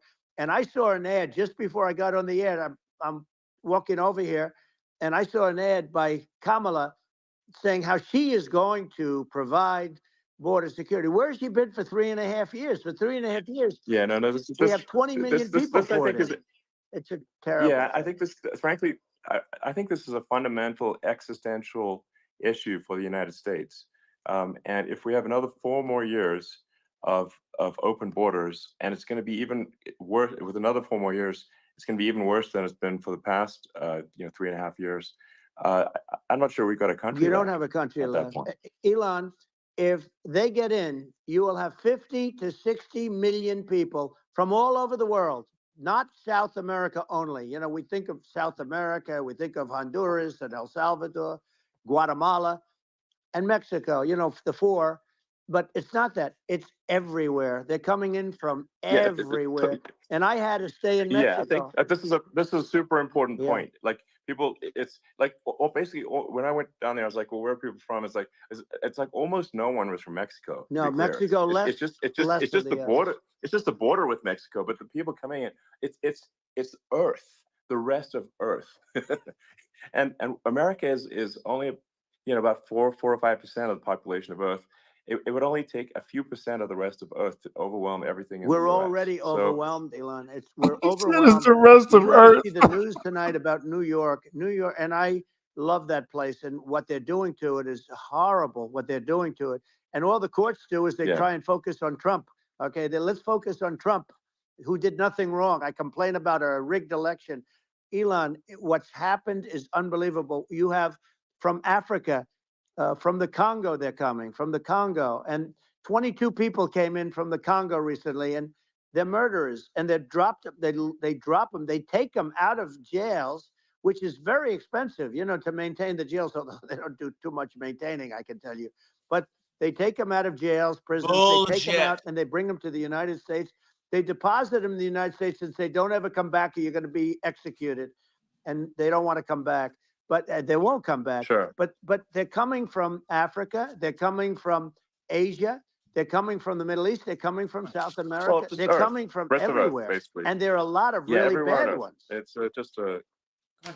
just an everywhere on Earth thing, and it's just not possible for the United States to absorb everyone from Earth, or even a few percent of the rest of Earth. It's just not possible. So Well, Elon, we're going to have yeah. to finish this up. We're going to have the largest deportation in history of this country, and we have no choice. Otherwise, we're going to have a country. What they've done to our country. Think of it, with in Venezuela and in some of these other countries, crime is down 50, 60, 70, 80%. And you would be the same. You would have. Yeah. I'll tell you what. Venezuela has not gotten rid of all of them. They've gotten rid of about 70% of their really bad people. Their jails are about 50% put into the United States. The same with other countries. Sure. Some are at 30%, some are at 50%. They're all different. But the bottom line is they're all going to be at 100%. Why wouldn't you put 100% of it? Yeah. And they're doing it right now while this third-rate phony candidate. Don't forget, I beat Biden. He failed in the debate miserably. And, some people said, "Oh, gee, it's too bad. It's too bad he did so badly," or "I did well in the debate." The first night they said, "Wow." One of the people at CNN said that was the greatest debate performance I've ever witnessed. And then 2 days later, they didn't talk about that. They just said he was bad. But that's okay. That's the way I get treated. And I don't mind that at all. What I can tell you is this. We cannot have a Democrat. We cannot have her. She's incompetent. She's as bad as Biden in a different. Yeah. Look, she hasn't done an interview since this whole scam started. And say what you want. This was a coup. This was a coup of a president of the United States. He didn't want to leave, and they said, we can do it the nice way, or we can do it the hard way. Yeah, they just took him out back behind the shed and basically shot him. What they did with this guy, and I'm no fan of his, and he was a horrible president, the worst president in history. And one of the reasons he was so bad, first of all, the Israeli attack would have never happened. Russia would never have attacked Ukraine, and we'd have no inflation. And we wouldn't have had the Afghanistan mess, if you think of it. Well, and we wouldn't have had Afghanistan. But we think of Well, it. yeah. You take a few of those events away, and we have a different world. We would also have No, no, yeah. inflation was caused by oil. Yeah, no. I think you're making an excellent point here, which is that when other countries can, that are, are thinking about invading or doing bad things, when they're thinking about that, they're thinking about, okay, what's the American president going to do, and do they fear the American president, or is there someone they do not respect and do not fear? And I think they would. They rightfully be. I mean, look at that the footage with the assassination. They're like, okay, uh, President Trump is like, don't mess with me. I mean, that's like. Whereas I think people are not going to be, and they obviously have not been at all intimidated by Biden, and they certainly will not be intimidated by Kamala. And you have to really think of that in the context of global security. That's that if the American president is someone that, like, evil dictators are scared of, that makes a huge difference to the security of the world. So I had a good relationship with Putin, despite the Russia hoax that lasted for over 2 years. Just a hoax created by Hillary Clinton and Adam Shifty Schiff, some just bad people, just sick people, frankly. I mean, Schiff is a sick person. He's going to end up probably being a senator. It's hard to believe. The whole thing is hard to believe. But, they put our country in danger with that stuff, too. They actually, when they make up stories, and you have to fight your way out of it for a long time. But I know Putin very well. I got along with him very well. He respected me, and it's just one of those things. And we would talk a lot about Ukraine. It was the apple of his eye. But I said, don't ever do it. Don't ever do it. I shut down Nord Stream 2. That was the big oil pipeline, the biggest pipeline in the world going all over Europe. I shut it down. Biden came, and then they say, Yeah. I loved Russia. I was a friend of Putin, and I loved Russia. No, he actually said to me one time, he said, if you're my friend, I'd hate to see you as an enemy. I shut down his pipeline, the biggest pipeline. They were looking at that to fund, and this pathetic president gets in there.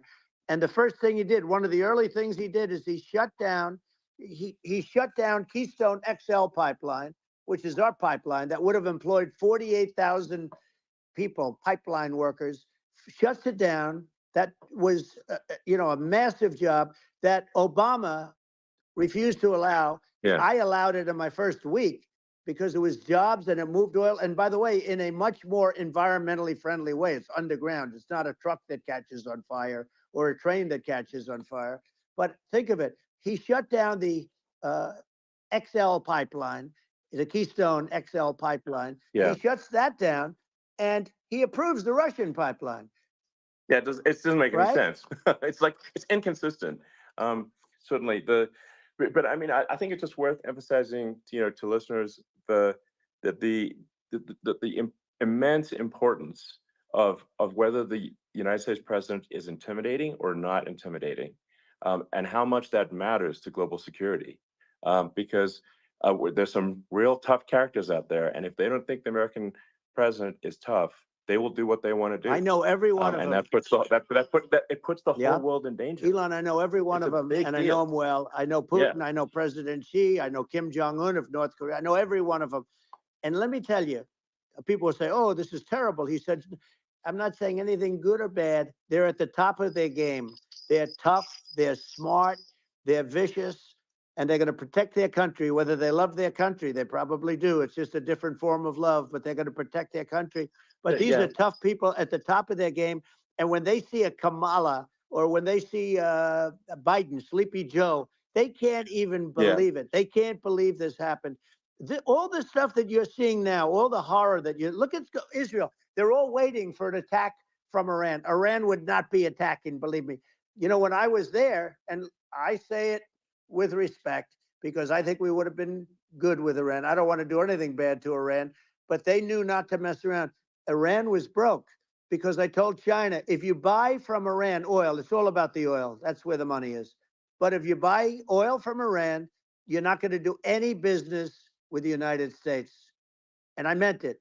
And they said, we'll pass. They didn't buy oil. Other countries, likewise. You want to buy, you're not doing business with the United States.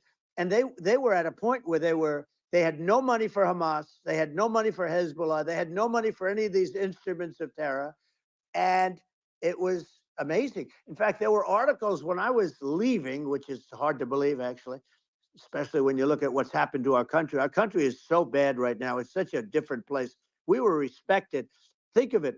4 years ago, we were so respected to a point where when I said don't buy oil, they didn't buy oil, but they had no money, and Israel would have never been attacked. Zero chance. And again, I said to Vladimir Putin, I say, don't do it. You can't do it, Vladimir. You do it, it's going to be a bad day. You cannot do it.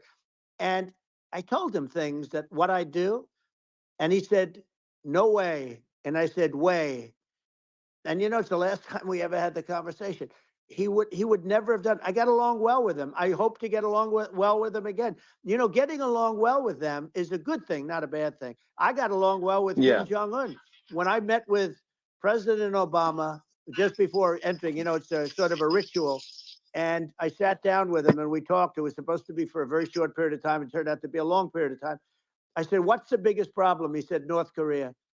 I had that problem worked out very quickly. It was nasty at the beginning with Rocket Man and, all the different things. My big red button. All of a sudden, I got a call. Those were some epic tweets, by the way. Yeah, they were. Like they were epic. Everything. He said that he has a red button on his desk. I said, I have a red button on my desk too, but my red button is much bigger, and my red button works.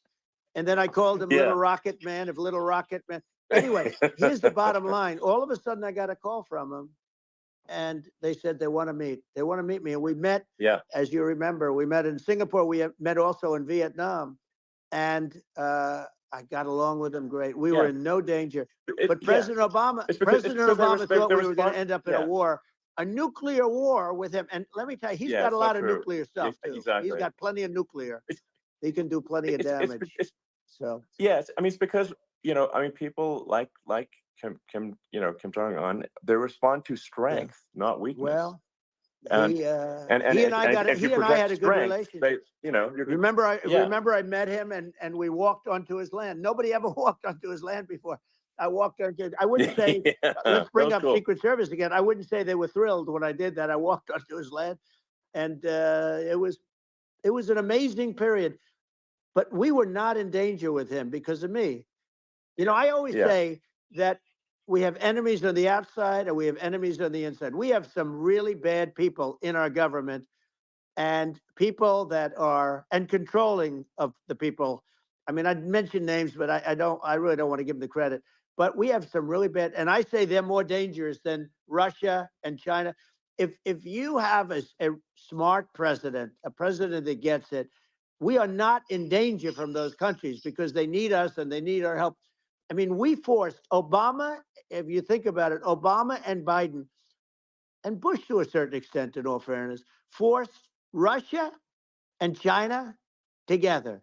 And if you're a history student, the first thing you learn is you cannot let Russia and China align. But then they also got, if you take a look, Iran, and they have North Korea. That's, they call it the axis of evil. In the old days, you had the axis of evil. Here we have a modern day axis of evil. These are powerful countries, very heavy nuclear, which is the biggest threat. The biggest threat is not global warming, where the ocean's going to rise 1/8 of an inch over the next 400 years. And you'll have more oceanfront property, right? The biggest threat is not that. The biggest threat is nuclear warming, because we have 5 countries now that have significant nuclear power, and we have to not allow anything to happen with stupid people like Biden. Biden did something with Russia. There was no chance of him ever going in. And when I left, and then after I left, they started forming big armies on the border with Ukraine, right? And I looked at that, and I thought he was doing that because Putin's a good negotiator. I thought he was doing that to negotiate. But then Biden started saying such stupid things. For instance, he said that it can be a NATO country. Now, Russia, for as long as there's been NATO, has said we're never going to agree to that. And we go right up front and say that. And we did things and said things through this president with a low IQ, very low IQ. He had a low IQ 30 years ago, by the way, but now he might not even have a IQ at all. There's nothing on the board that goes this long. He said things that were so stupid that war would have been, that war had zero chance of happening if I were there. Zero chance. He was saying everything the opposite, everything the opposite. And it's so sad because many more people have been killed I in feel the Ukraine than same you way read about You don't BB as read about well how at this bloody point. it is and how disaster. Sure. Hey, look, just in the two armies, you lost 500,000 people. And Yeah. you know, Ukraine's having a hard time. Ukraine, I don't know if you saw Yeah. the article recently, and it's true. You don't hear the true story, but if you think about it, Russia's gone. You know, Russia defeated Germany with us, and they defeated Napoleon. You know, they've been around a long time. They're a big fighting force, Yeah. Sure. and it's course. very unfair. And Ukraine now doesn't have enough men. They're now using young men and very old men to fight, and we're in a very bad position. And I'm not going to blame exclusively, but I can tell you, I could have stopped that, and a smart president could have stopped that. It wouldn't have happened. But we had a man that actually made it. It made it more prevalent. It was so bad. The words that he was using, the stupid threats coming from a stupid face that he was using. I said, this guy's going to cause us a war. He's going to cause us. And let me tell you, it can lead to World War III. That can lead to World War III. The Middle East can lead to. We have numerous places that could end up in a World War III right now for no reason whatsoever. I think you're right. I think people underrate the risk of World War III, and it's just when you're looking at the risk of global thermonuclear warfare, it's game over for humanity, and it's something that people have, I think, after the end of the Cold War, people have become complacent about, but they actually have forgotten that there are currently a lot of nuclear missiles that have targeting parameters for the United States from other 100%. countries. And one of the things And, we're going to do is it's- we're going to build an Iron Dome over us. Israel has it. We're going to have the best Iron Dome in the world. We need it, and we're going to make it all in the United States. But we're going to have protection, because it just takes one maniac to start something. We're going to have protection, and we're going to have. Why shouldn't we have an Iron Dome? Israel has one. Some other places have one that nobody even knows about, frankly. But Israel has it. We're going to have an Iron Dome. But with all of that being said, to me that's so important, the most important. But with all of that being said, the election's coming up, and the people want to hear about the economy and the fact that Absolutely, they can't sure. buy groceries because they don't have enough money to buy groceries. The inflation has killed them. Food prices are up 50, 60, even 100% in some cases. And this stupid administration allowed this to happen. And it's a shame. And that's the thing that people most care about, in my opinion. They care about the border a lot.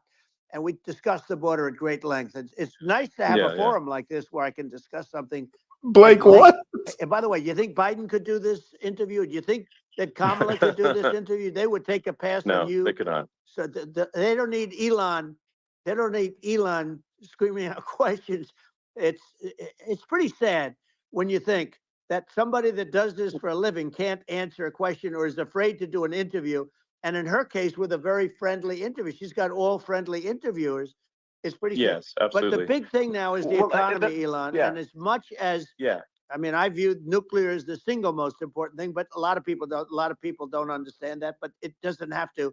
If I understand it, that's all you need. Because if I was president, you're not going to have that kind of a problem. But the thing that they really is making them angry is what Kamala and Biden have allowed to happen to the economy. It's a disaster with inflation. The inflation, it doesn't matter what you make. The inflation is eating you alive. If you're a worker or if you're just a middle income person, you can't afford. 4 years ago, 5 years ago, people were saving a lot of money. Today, they're using all their money and borrowing money just to live. It's a horrible thing that's happening. And we'll end that quickly. Well, I think a lot of a lot of people just don't understand where inflation comes from. Inflation comes from government overspending because the checks never bounce when it's written by the government. So if the government spends far more than it brings in, that increases the money supply, and if the money supply increases faster than the rate of goods and services, that's inflation. So really, we need to have we need to reduce our government spending. And we need to re-examine. I think we need like a government efficiency commission to say like, hey, where are Facts. we spending money that's sensible? Where is it not sensible? And we need to live within our means. We're currently adding, I think, $1 trillion to the deficit roughly every 100 days. That's right. And the interest payments on the national debt have now exceeded the defense budget. It's on the order of $1 trillion. It's interest. And it keeps I growing. rebuilt our military, largely rebuilt our military, did a great job on it, which was so important. We had jets, we had fighters that were, and bombers that were 70 years old. And we did a great job in that. Then we gave 85 billion of it back to Afghanistan, if you can believe it. We gave them 85 billion. They're one of the largest sellers of military equipment in the world. They're selling what we gave them. That was one of the most embarrassing days in the history of our country. But if you think about, let's go back to the economy. We have to bring energy prices down. Energy started at the price of gasoline. Now your cars don't require too much gasoline, so you have a good, and you do make a great product. I have to say, I have to be honest with you. That doesn't mean everybody should have an electric car, but these are minor details. But your product is incredible. But the gasoline, Elon, is the cost of energy. Not only gasoline, it's the cost of heating your house and cooling your house. That has to come down. It's gone up 100%, 150, and 200%, and that has to come down. When that comes down, and we're going to drill, baby, drill. They stopped drilling, and then they went back to drilling because they went back to the Trump policy. But if they won the day after they get into office, this country will go out of business because they're going to go to an energy policy that's not sustainable. Wind and different things. You're not going to have anything. And I know you're a big fan of the AI, and I have to say that AI, and this is shocking to me, but AI requires twice the energy that the country already produces for everything. So we're going to have to build a lot of energy if our country will be competitive with China, because that's our primary competitor for this on the AI. You're going to need a lot of electricity. You're going to need tremendous electricity, like almost double what we produce now for the whole country, if you can believe it. Sure. Well, just going, back to this, like this basic thing, which that people try to make it sound complicated, but it's not. But inflation is caused by government overspending. Would you agree that we need to take a look at government spending and have perhaps a government efficiency commission that just tries to make the spending sensible, and so the country lives within its means, just like a person The does? waste is incredible, and nobody negotiates prices. You used to have a lot of people making jets, and you end up with two companies, and they'll probably try and merge at some point. I went through it, like Air Force, just a thing like Air Force One. One of the first documents they asked me to sign, a general walks in, "Sir, would you please sign this document?" And what is it? Air Force One. That's with Boeing, which is basically two planes, two 747s. And the price was $5.7 billion for two planes. Now, now they're highly sophisticated. That's insane. They're even nicer than your plane, okay? But much more sophisticated. They're very, I won't say what's on it, but they got a lot of stuff on it. Anyway, but it's 5.7. That's a crazy It's number. a crazy number, but I said, I'm not going to pay 5.7. I'm not going to do it. I said, who made the deal? Obama and his people. I said, well, then I know the deal's no good. I'm not going to do it. And over a course of about 4 weeks, by my saying I'm not going to do it, I got the price reduced by $1.6 billion for the exact same plane, other than we had a nicer paint job, if you want to know the truth. But for the exact same plane, I saved one. And I said to Boeing, man, you guys must make a lot of money if you can reduce the price by that. But now what I do hear is that they're going back to the Biden administration and wanting big cost overruns, because they see these dopey suckers in there, and they'll end up getting some of the money back. But I shaved it by $1.6 billion for the exact same plane.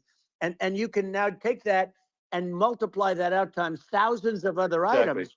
Multiply it by a the zillion, numbers are and astronomical. I agree with you. Well, I think it would be great to just have a government efficiency commission that takes a look at these things and just ensures that the taxpayer money, the taxpayers' hard-earned money, is spent in a good way. I'd be happy to help out on such a commission. I'd love if it. it were formed. Well, you're the greatest cutter. I mean, I look at what you do. You walk in and you just say, "You want to quit?" Fired They go on 80% strike. of I Twitter and won't look at it mention the today. name of the company, but they go on strike, and you say, "That's okay. You're all gone. You're all gone." So every one of you is gone, and you are the greatest. You would be very good. Oh, you would love it. But if you look at Argentina. Well, I'd be happy to Yeah, help by the way, out. congratulations. I Yeah. just looked at the number of people that are listening to you and I chat. We'll call it a chat. But congratulations. This is very good. I mean, it's great. And you're an interesting character. The new head of a place called Argentina, and he's a big, Malay's awesome. he's great. And Yeah. he's a big MAGA fan, that he ran on MAGA. And he took it to an extreme too. He ran on MAGA, and I hear he's doing really a terrific job. It's called Make Argentina Great Again. It worked out perfectly. He came in, he bought a lot of hats, he brought everything, but he's doing a big job. He really cut. And I'm hearing Yeah. they're starting to do pretty well. Inflation's getting down. They had like Yes, 2,000%. They had inflation like not normal inflation. They had the real deal. But we're going to Yeah. have that pretty soon. I think we Yeah. have the worst inflation we've had in 100 years. They say it's 48 years. I don't believe it. I think we have the worst. They Yeah. don't include a lot of the items that should be included. Yeah. Well, it's just from government overspending and not spending taxpayer money Yeah. effectively, and having just so many departments you can't even name them all. And what Malay is doing is he's cutting government spending. He's simplifying things. He's putting in regulations that make sense. And Argentina overnight is experiencing a giant improvement That's right. in prosperity. But it's also a lesson for the United States, which is that Argentina used to be one of the most prosperous countries in the world. Right. In the 30s, 40s, and because of bad government policy, it ruined the country. And if you take Venezuela, for example, Venezuela should be incredibly prosperous. They have phenomenal reserves of everything, oil, everything, and it should be prosperous. But if the government's wrong, it impoverishes the people. And so I think we should not be complacent in the United States in thinking that and taking our prosperity for granted, because if with bad government policy, we can run the country into the ground. And that's just something people should bear in mind. Don't take prosperity for granted. Well, think of education. So You we're replied ranked at the down bottom below, of every Russo. list of the top 40. We're ranked number 40, number 38. Norway, Switzerland, Sweden, different countries are ranked good. Actually, China's pretty close to the top. They're a top 6 or 7. But we're ranked at the bottom, almost at the bottom, 38, 39, 40. In other words, horrible. And yet we spend more per pupil than any other country in the world. So we spend more. And what I'm going to do, one of the first acts, and this is where I need an Elon Musk. I need somebody that has a lot of strength and courage and smarts. I want to close up Department of Education, move education back to the states, where states like Iowa, where states like Idaho, not every state will do great, because states that basically aren't doing good now. You look at Gavin Newsom, the governor of California. He's terrible. He does a terrible job. So he's not going to do great with education. Did he just say But Newscomb? Of the 50, Yeah, that's what he would calls bet that Gavin Newsom. 35 would do great, and 15 of them, or 20 of them, will be as good as Norway. Norway is considered great. You can name them. I mean, they're so good. Some of these countries are so good. But if you go into some of these really well-run states, we have states that don't know what debt is. We have states that have low taxes, no debt, everybody working. They're really well-run. Sure. And maybe they have certain advantages in terms of location, in terms of, the land or the sun and the water and the whole thing. There are a lot of advantages that some people have. But if you moved education back to the 50, you'll have some that won't do well, but they'll actually be forced to do better, because it'll be a pretty bad situation. But if you think about it, you'll have some of these states. I'll bet you'd have 30, 35 states. It'll be much better. And you know what it'll cost? Less than Anonymous what libertarian it is is in wise. Washington. And Yeah. these people don't care Well, about the yeah. students in these, faraway states. And it'd Well, be unbelievable. yeah.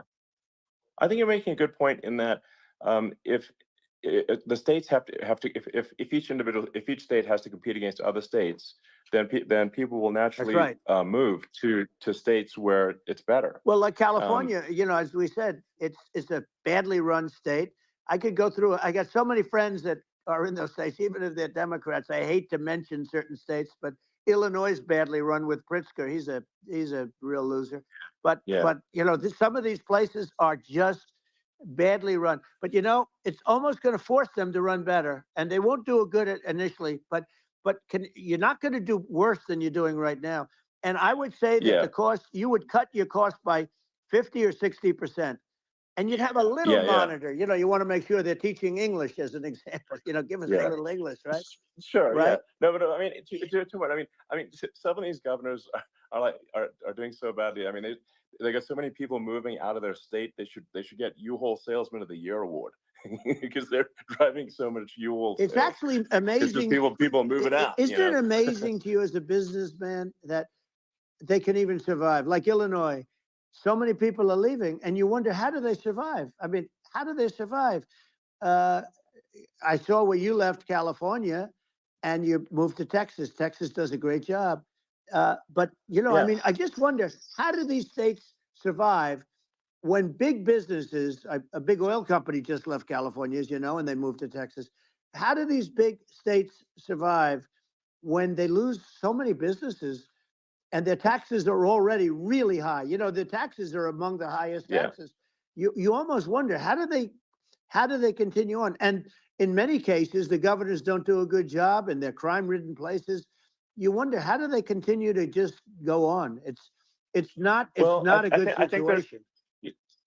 I mean, I think the only thing that's going to force some of these states to change is if they risk bankruptcy and they're not getting bailed out by the federal government. Right. Well, That's you're the going only to thing have that's going to that. get them to change. You remember the area in California where they had that, where I guess somebody had sticky fingers and they stole a lot of money, and they went into a form of chapter, and it was very nasty for a period of time. But now it's probably the most popular place in all of California. So at some point, something like that may have to happen.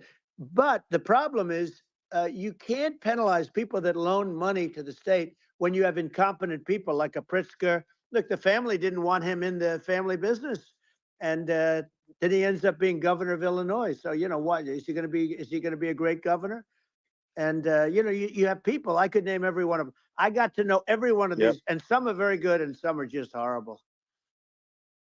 Well, I think the larger point here, too, as you're saying, like a lot of people are concerned about the economy, a lot of people are concerned about inflation, and inflation is effectively a tax on people that save money, and for people that are working day to day, it's just a form of taxation, and if we can solve the government spending problem, we'll solve the inflation problem, which means people will have a better standard of living, and that's a really big deal. Well, the people that got hurt worst are the people that did it the way they were taught to do it all through, their younger life and their young life and their whole life.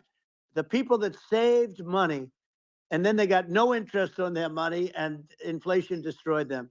And frankly, they were almost better off if they didn't do anything like that. I mean, those people have been absolutely decimated, and we're going to bring those people back and help those people. We've got to get the prices down. When I look at bacon costing 4 or 5 times more than it did a few years ago, when you look at some of the food products in grocery stores, people go, they can't believe it. They used to be able to buy a whole cart, and today, a lot of people just don't have the money. They go in and they can't buy anything. They look at it's sticker shock. They call it sticker shock, right? I think it really just comes, like I said, I think it just comes down to really, I guess, two things, which is that if you solve government overspending, you solve inflation, which improves living standards of the average person, and then if you deregulate, like have sensible regulations, so because a lot of the regulations are nonsensical and cause the cost to be extreme for no reason, but unless you've got effective deregulation, like Reagan did a great job on deregulation in the 80s, but it's been 40 years since we had anyone really. I mean, during your administration, we made some progress, but I think there's opportunity to make, I think, radical progress with sensible regulation. And Yeah. if Well, it Elon, goes, those two things, yeah, those are the big yeah, deals. we set a record. We did more deregulation and more restrictions on all of the different businesses than any other president. Remember, I had the rule for every one we put in, you have to get rid of 10 or 12. And we did Yes. radical cuts on all of that. And a lot of that's being put back by this administration. And we did radical cuts on things that weren't necessary. But we were all set. You know, we had the best economy ever maybe in the world. And then what happened is COVID came in and we had to focus on that and nobody knew what it was. And I always say I got good marks on economy, good marks on military. We knocked out ISIS. We did so many different things. We rebuilt. But, you know, I never got the credit that we really deserved on what we did with COVID. We never got the credit. But had that not happened, a gift from China, from Wuhan, came in from Wuhan, the Wuhan labs, and I always said it, and it turned out to be right. But had that not happened, we were set to start reducing debt. We were going to reduce taxes further. I gave the largest tax cuts, and we were going to reduce taxes still further for middle income people, not only businesses. But we did it for businesses because they're the ones that's why we had the great job numbers. But we were set to really start reducing debt.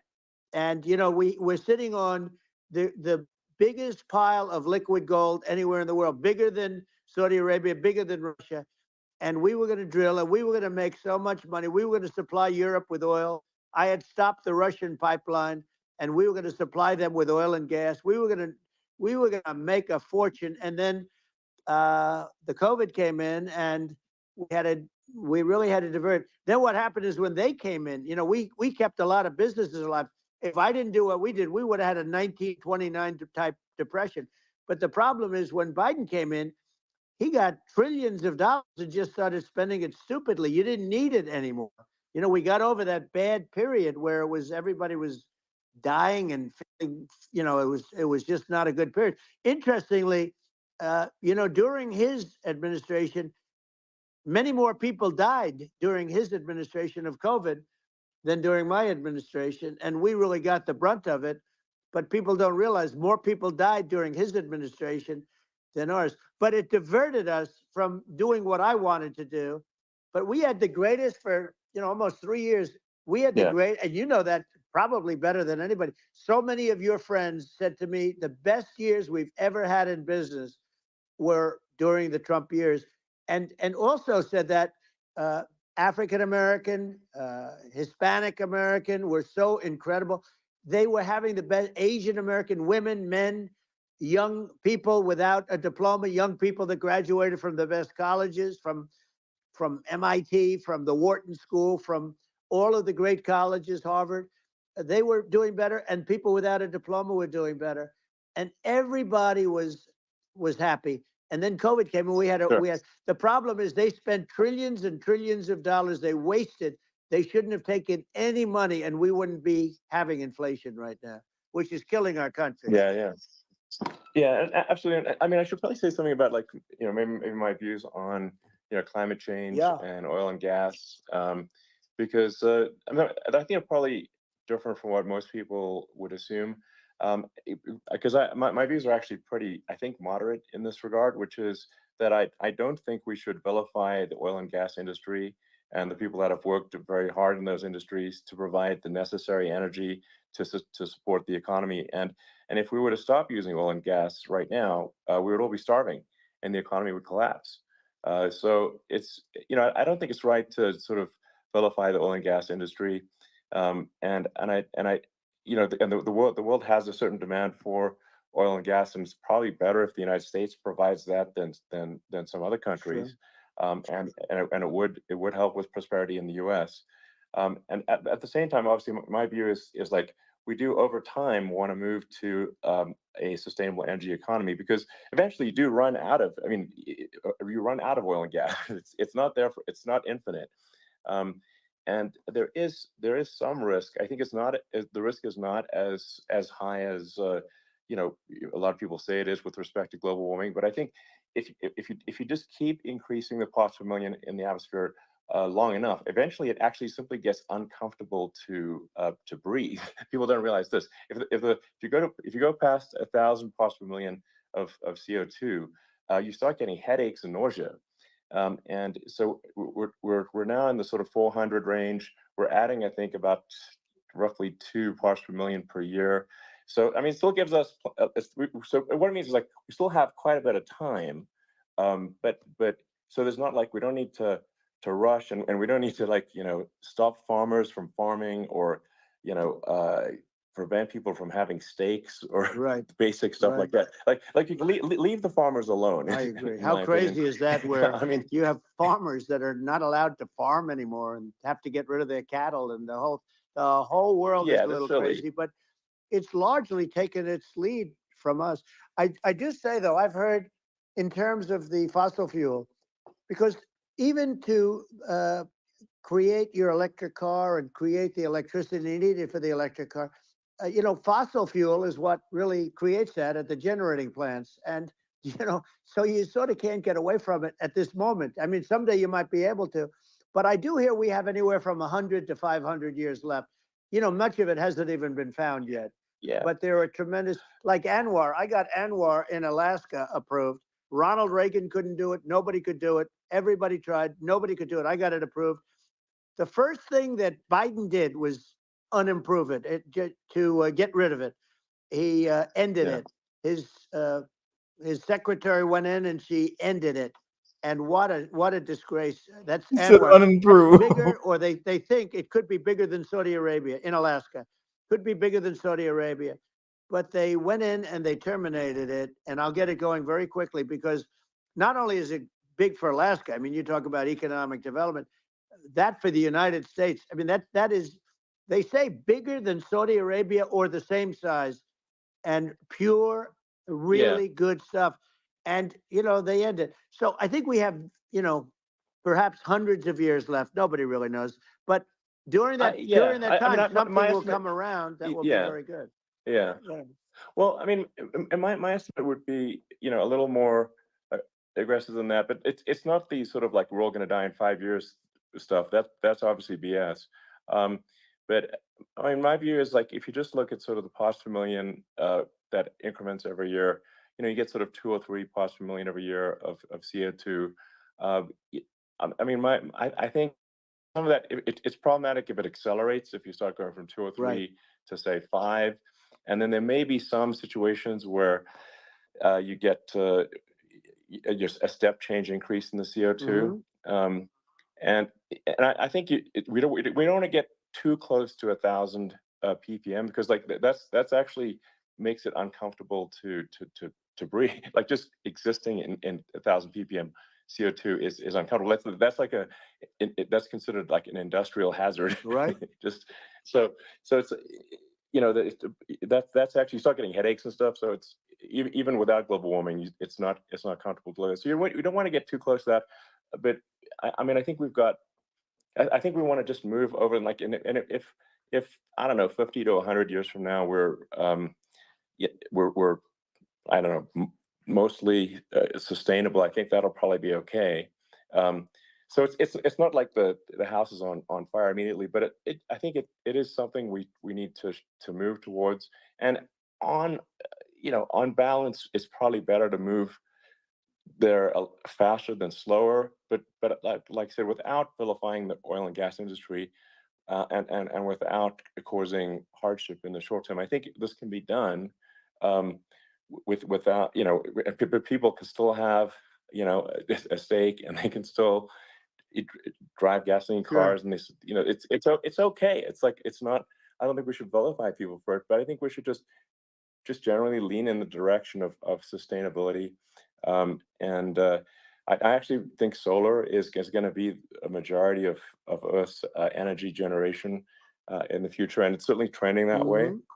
And so you get the solar power, combine that with batteries, so because obviously the sun doesn't shine at night, and then you use that to charge the electric cars, and you have a long-term sustainable solution.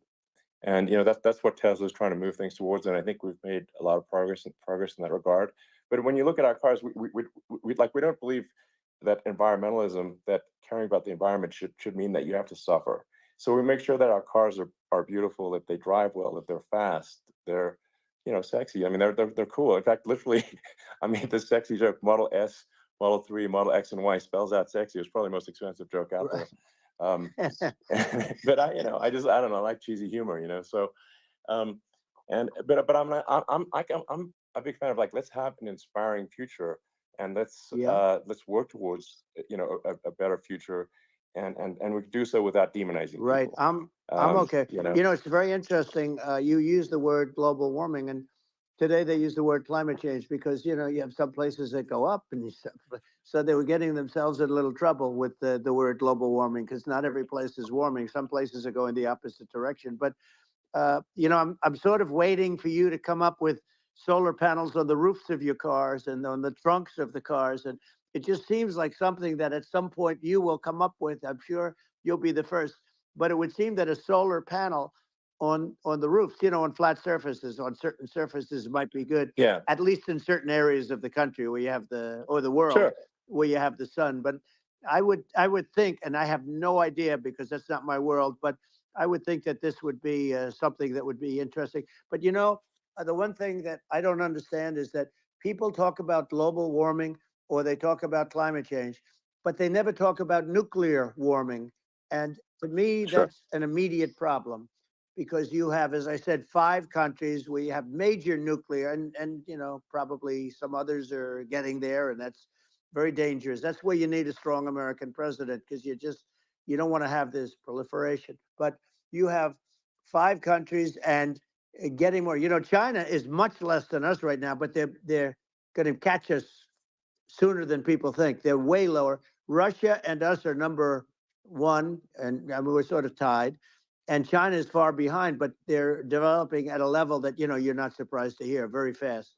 They'll end up catching up, maybe even surpassing. But to me, the biggest problem is not climate change. It's not, and everything's a problem, but it's degrees. To me, the big problem is the nuclear power. The power of nuclear is so great. And when I talk about I'll prevent World War III, I will. Happy birthday, John. Is that you have to, because this is no longer army tanks going back and forth and shooting at each other. This is not completely true, David. It depends on how it's wired. That nobody's ever seen before. Yeah, and actually, there's the bad side of nuclear, which is a nuclear war, very bad side. But there's also, I think, nuclear electricity generation is underrated. You're right. And it's actually, people have this fear of nuclear electricity generation, but it's actually one of the safest forms of electricity generation. It's just a huge misunderstanding. And if you look at the injuries and deaths, caused by, say, I mean, I'm not going to try to pick on coal mining, but just any kind of mining operation. Right. And there's a certain number of injuries and deaths per year. And you compare that to nuclear. Nuclear is actually way better. So it's underrated as an electricity source, and I think it's something that's worth reconsidering. But there's so much regulation that people can't get it done. So that maybe they'll have to change the name. The name is it's a rough name. There are some areas like when you see what happened in bad branding. Right, the we'll have to rough. rebrand it. We'll have to give it a good name. We'll name it after you or something. No, it has a branding problem. When you see what happened, it does have a branding problem. When you see what happened in Japan, where they say you won't be able to go on the land for about 3,000 years. Did you ever see that? And in Russia, where they had the problem, where they there's a lot of bad things happened, and they have a problem. And they say that in 2,000 years, people will start to occupy the land again. You realize it's pretty bad. No, that's not true. But you're right about it. It's amazing. It's actually not that bad. So like after Fukushima happened in Japan, like people were asking me in California, are we worried about like a nuclear cloud coming from Japan? I'm like, no, that's crazy. It's not even dangerous in Fukushima. I actually flew there and ate locally grown vegetables on TV to prove it. And I donated a solar water treatment, a solar powered system for a water treatment plant. And but you haven't been feeling so well lately, and I'm worried about it. No, but I mean, I'm only kidding. It's fine, It's like Hiroshima and Nagasaki were bombed, but now they're like full cities again. So Right. it's Well, that's really great. not That's something great. that That's um, great. so it's not as scary as people think, basically. But Yeah. let's see. I mean, are there some other topics we should touch on? Like lawfare. I think Well, we need to be concerned about. what they've done to Um, this country. obviously, Yeah. yeah. Well, we just won the big I mean, case in Florida.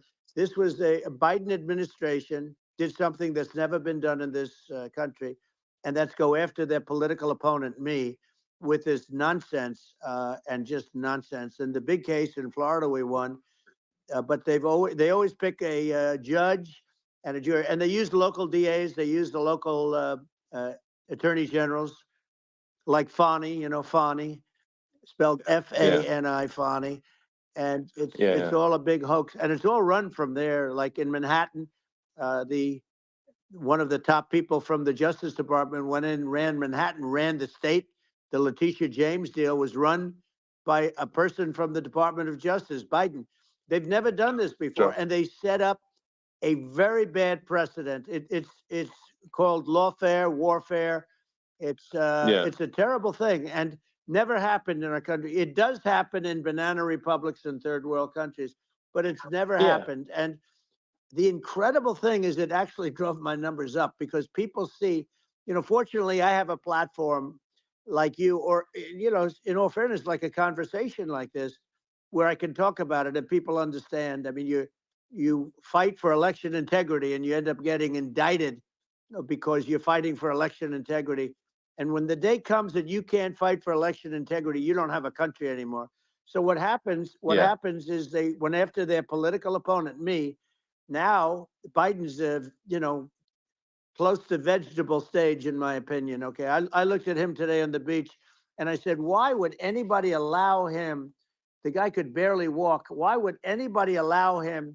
Does he have a political advisor that thinks this looks good? He thinks this looks good because it looks so bad, and it's ridiculous. I mean, and he's been doing that for a long time. He can't lift the chair. The chair weighs about 3 ounces. It's meant for children and old people to lift, and he can't lift it. The whole thing is crazy. Well, he's clearly not, he's clearly like, we just don't have a president right now. You don't That's have a just obviously president, the and case. she's going to be worse than him because she is a San Francisco liberal who destroyed San Francisco, and then as Attorney General, she destroyed California. You talk about location, and we're talking about the sun and the water and all. There's nothing better than California. She has destroyed that. She was the original DA. She was the original in San Francisco. She was the original Attorney General in California. What she has done to California is, well, you know better than I do. You just left California for a lot of those reasons. And what she's done with crime, with cashless bail, where you kill somebody. I mean, we have states there you kill somebody and they let you out right away. I mean, you don't have to even put up, and then they never find the people unless they kill again, and then they let them out again. Our country is becoming a very dangerous place. And she is a radical left San Francisco liberal. And now she's trying to protect. Now she's looking like she wants to be more Trump than Trump, if that's possible. I don't think it's possible, but she wants to be more Trump than Trump. Yeah. I want a wall. I think that's, she wants to release all the prisoners that are in detention. And some of these guys are really bad. right. That just came out today. She doesn't want to build the wall, even though the walls work. Walls and wheels. In your business, everything you do is obsolete, almost, well, not the tunnels, but everything is obsolete. Even your rocket ships, they're like a month later, they're obsolete. You find a better way to. The only thing that's not obsolete is a wall and a wheel. And the wall, I built hundreds of miles of wall, and that's why we had such good numbers. I was going to add 200 miles. We bought it. We could have flipped it up in 3 weeks, and they sold it for 5 cents on the dollar.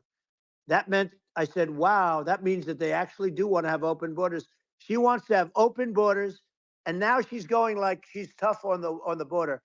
It's such a lie. Yeah, this is simply not true. This is simply not true. And everybody knows it's not true. It's a disgrace that she can say it. No, obviously, what's happening sort of overnight is they're rewriting history, and and making Kamala sound like a moderate when in fact she is far left, like far left. Worse than Bernie Um, Sanders. She is considered Yeah. more liberal by far than Bernie Sanders. She's a radical left lunatic. And if she's going to be our president, very quickly, you're not going to have a country anymore. And she'll go back to all Yeah. of the things that she believes in. She believes in defunding the police. She believes in no fracking, zero. You know, now all of a Yeah, sudden yeah, she's sure. saying, no, I will. I really want to see fracking. If they got in, the day she got in, she'll end fracking. And by the way, if people didn't think that, the lunatics that really believe in that, they won't vote for her. You know, like the Palestinians and Israel. She is so anti-Israel, and she's bad for both. Biden actually did something that was impossible. Both sides hate him. You know, both sides. That was a hard Yeah. thing to do. Unification. Yeah, no. I mean, Netanyahu came to give a talk to a joint Senate and House sitting, and I was there, and Kamala stood him up. You know, what does that say? I think it's highly That's disrespectful. And I say, if you're a Jewish person or if you believe in Israel, if you're a person that, you know, is a very pro-Israel, if you vote for her, it's worse than Biden. And Biden was bad. But if you vote for her, you ought to have your head examined. And you see tonight, I mean, as we're doing this, I'm seeing reports coming that they expect an attack tonight or tomorrow from hundreds and maybe thousands of rockets. You know, their Iron Dome, as they call it, as we all call it, but their shield that they build, that can be swamped. We'll use the term that's Yeah. appropriate, swamped. But they Yeah. swamp it by shooting enough missiles. You know this better than anybody. By shooting enough missiles, Sure. they can't defend themselves. You know, they just obliterate the whole Yeah. place. And that's what some people think they're looking to do. And we have no leadership. There's no respect for the United States of America with these people. And I'm telling you, Yeah. she'll be worse than him because she's a believer Yeah, no, in I being think you're right. radical left, and he wasn't. I think you're right. I mean, you really, it's important for the public that may be listening to this to look at Kamala's track record, you know, before the last like month, and say, is that a track record you agree with?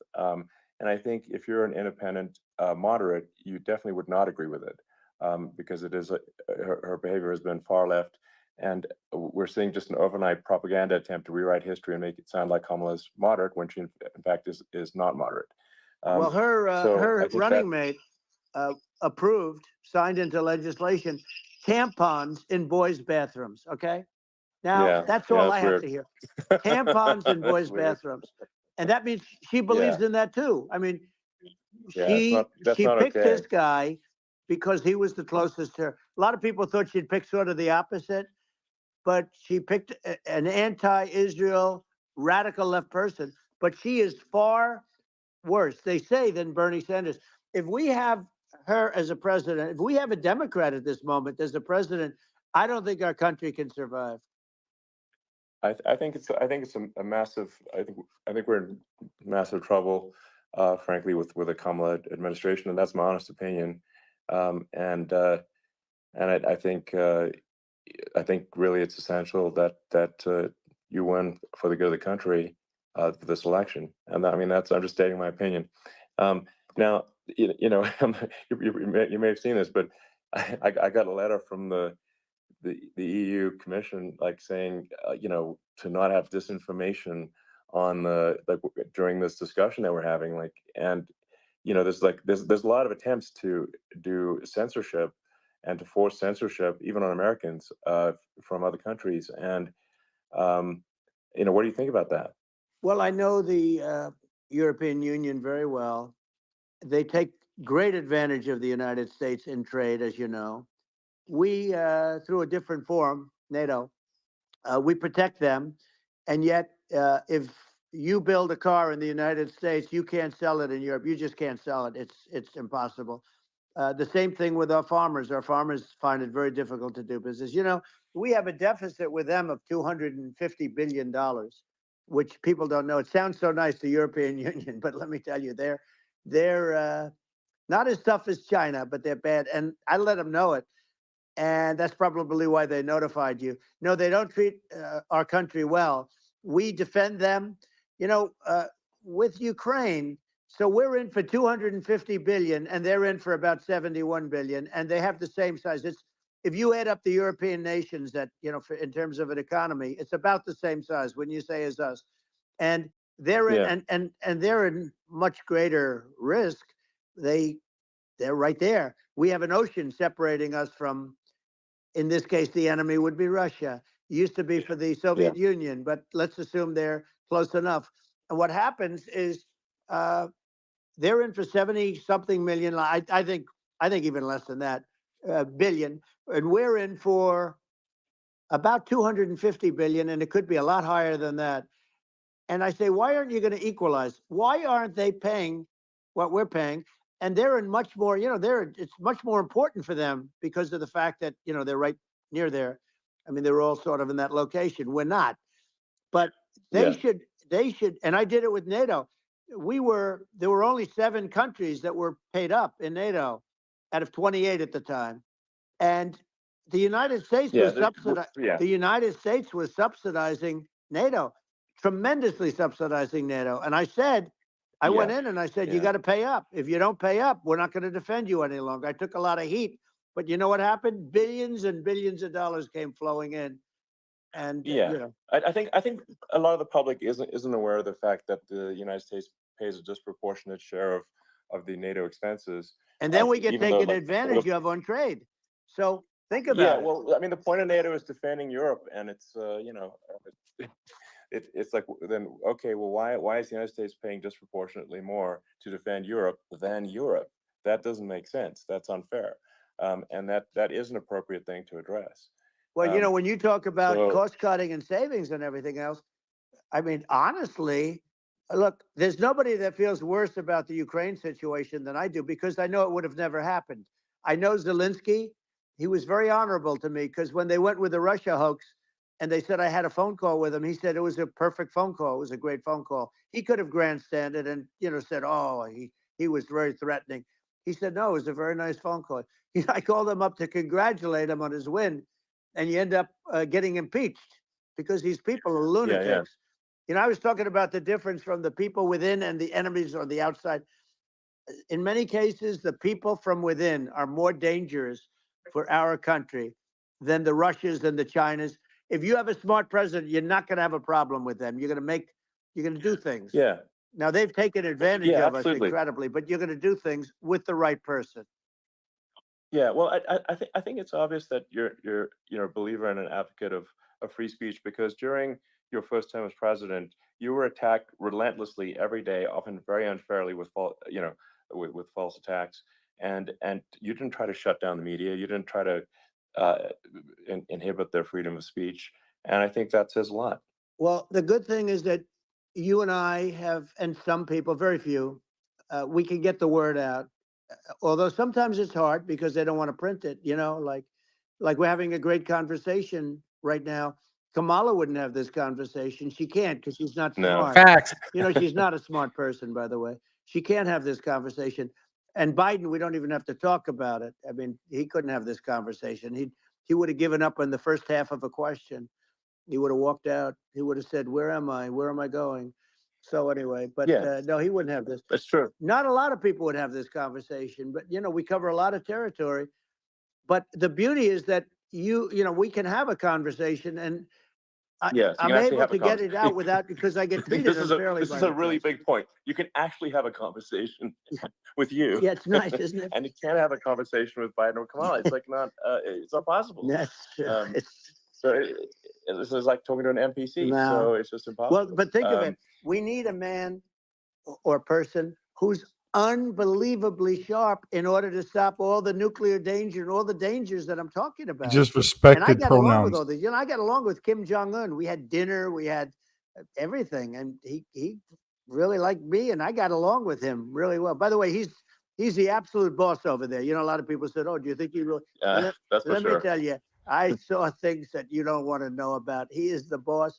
But we had a good relationship, and he doesn't like Biden. He considers him a stupid man. He said he's a stupid man. Well, at least he speaks his mind. But in this country, you're not sort of allowed to say it, but I guess you are. You should be allowed to say it if Yeah. it's true. But we need smart people, and we need people that have an ability to lead. And she doesn't have that ability. Can you imagine? Now, Yeah. Chairman Xi very well. Can you imagine her and him negotiating, or No, it's even silly. It would be standing silly. together? It is, the whole Yeah. concept is ridiculous. She is terrible. She's terrible. But she's getting a free ride. I It saw a would. picture of Yeah. her Yeah. on Time Magazine today. She looks like the most beautiful actress ever to live. It was a drawing, and actually, Yeah. she looked very much like our great First Lady, Melania. She looked, she Yeah. looked, didn't look, Yeah. she didn't look like Camilla. That's right. But of course, she's a beautiful woman, so we'll leave it at that, right? Yeah. Well, maybe like I think part of what people in America want to, people in America want to feel excited and inspired about the future. They want to feel like the It's future true. is going to be better than the past, and that America is going to do things that are greater than we've done in the past, reach Right. new heights that make you proud to be an American, and excited about the future. They want the And I American think dream this. back. They want the American dream back. More important than anything else. It's like you don't have that today because the people, they've been just sucked. They see incompetent people running our. You know, the Biden thing is very interesting. People just found him to be incompetent, and when I debated him, I was like, "Is this for real?" It was. Yeah, it was just absurd. But I think there are like some grand projects that we could do. I mean, I think like we could build a base on the moon. We could send American astronauts to Mars. We Right. could build high speed Yep. connections that are more advanced than anything else in the world between our cities, so people have fast transport. Um, it's possible to solve traffic with tunnels. That's right. We already made great progress in Vegas doing that, and and just do things that are exciting and inspiring and make the future feel like it's better than the past. Well, I saw And what you did in Vegas, and I'll tell you, it was amazing. I got to see. I took a big glimpse at it. I And went it's through it. It's incredible. What amazing. it's I'm incredible. sick of And this you could do already. that all over. You could do that Well, all over. then go. If you don't It's want to deep. listen to Yeah. it, You don't well, even need much structure. I'm about assuming to. you're in the right areas. No, it's straightforward. It's amazing. So I think we could do some things that like China's got incredible high speed rail between its cities, but I think it's actually possible with tunnels if with deregulation, with an ability to actually where it's like legal to actually do the tunnels. Then you could have high speed tunnels that are actually better than anything else in the world for high speed transport between cities, and that would be something that Americans can say, "Wow, okay, we've got something that's cooler than anyone else in the Yeah. world." That's the kind of thing that makes you proud to be an And American. much safer than surface trains, where there is a danger there. With people, with crazy Yeah. people. It's much safer, much better. And it's sad because I've seen some of the greatest trains. I find it fascinating, and I've seen the systems and how they work, and the bullet trains they call them, I guess. And Yeah. they go unbelievably fast, unbelievably comfortable, with no problems. And we don't have anything like that in this country, not even close. And Yeah. it doesn't make sense that we don't. Doesn't make sense. Yeah, and I think also like there's I'm kind of hopping on the excess regulation, but I think something that like I think people can generally understand is that what happens with laws and regulations is that there's more and more of them every year, and unless there's a process to clean them up, eventually everything becomes You're right. illegal, and that Facts. actually it slows down the development Facts. of new technologies. I mean, if you take the sort of like I think there's room for some reform at the FDA for Yeah. improving the speed with which we approve drugs that could help save lives and improve people's Yeah. lives. And I worked very hard on that. that- We got that yeah. down to the lowest number ever, and we got therapeutics approved in the FDA that people can't even believe the speed. But I took them on. I don't think they like me too much, but I got things approved in the FDA at numbers that they wouldn't believe. And it's a very bureaucratic group. Actually, it's a fine group of people in many cases. I got to know a lot of them, but I was pushing them really hard for Regeneron, for so many different things that were really pretty amazing. But the FDA takes too long. It's 12 years to get a product approved. I got it down to 4. and I Yeah. got some things done very quickly, but it's really something that is going to have to be worked on because it takes Yes. too long. Just takes too Deregulation. long. Yeah, it just takes too long, and it's you end up in the same with the approval, but it's just it takes years instead of something that I think could potentially take Yeah. months, that improves people's lives. I Yeah. think I just wanted to hop on this point that like there has to be an active process for reducing rules and regulations, because otherwise they just keep building up every year, and Yep. you get like hardening of the arteries, and eventually everything's illegal, or takes forever, and then we just ossify as a society. We can't make any progress, and it's a really big Well, you deal. know, Elon, just So getting back to the FDA for 1 second, I got something done called I Right to might, Try. I might This is where famous. you can go in, and if you're terminally ill, you can use a space age, medicine or whatever it may be. We have the best doctors, the best labs in the world. We really do. And but people would go to other countries because you couldn't use the product, even if they thought it worked, because it's going through the FDA. I got it approved yeah, where you can yeah, you basically you look, nobody wanted, the doctors didn't want it because of the liability, the country didn't want it, our country, because they didn't want to get sued. These are people terminally ill. The insurance companies didn't want it, and the pharmaceutical companies, nobody wanted it. I got everybody into a room, and we came up with an agreement that you won't get sued. And also, they didn't want it on their record. If somebody's terminally ill and they die after taking a drug, they didn't want that on their record. So we set a separate list if somebody was, so it wouldn't count as a negative. yeah, Okay. And as you know, we got it yeah, done. We have saved Right to Try. They've been trying to get this done for 58 yeah, years. And it sounds simple, but it wasn't, because the insurance companies, nobody wanted it, but we got it done. sure, Somebody you sign a document that you're not going to sue the insurance companies, the country, you're not going to sue anybody. And we got it done. And we're saving tens of thousands of lives. Right to Try. Hopefully you never need it. But if you yeah, do, you don't have to travel to Asia. People, right, if they had money, they go to yeah, Asia, they go sure, to Europe. If they don't have money, they go home and die. That's what happened. They'd go home and die. yeah. Well, I mean, and actually, to give Europe some props here, it's like if a drug is approved in Europe, which has a crazy amount of regulations, it should obviously be approved in the U.S. Yeah. I mean, they get more regulations than we do. So why would a drug be approved in Europe and not in the U.S.? That's crazy. Well, we did it. We did Um, something that really, they've been trying to do it for 50 years, and they just couldn't get it done. And I got it done, and it's really something. But you're right. Some people go to Europe because a drug isn't approved here, but it's approved in Europe, and it's a drug that, generally speaking, would yeah, work. It's pretty crazy. You're absolutely. right.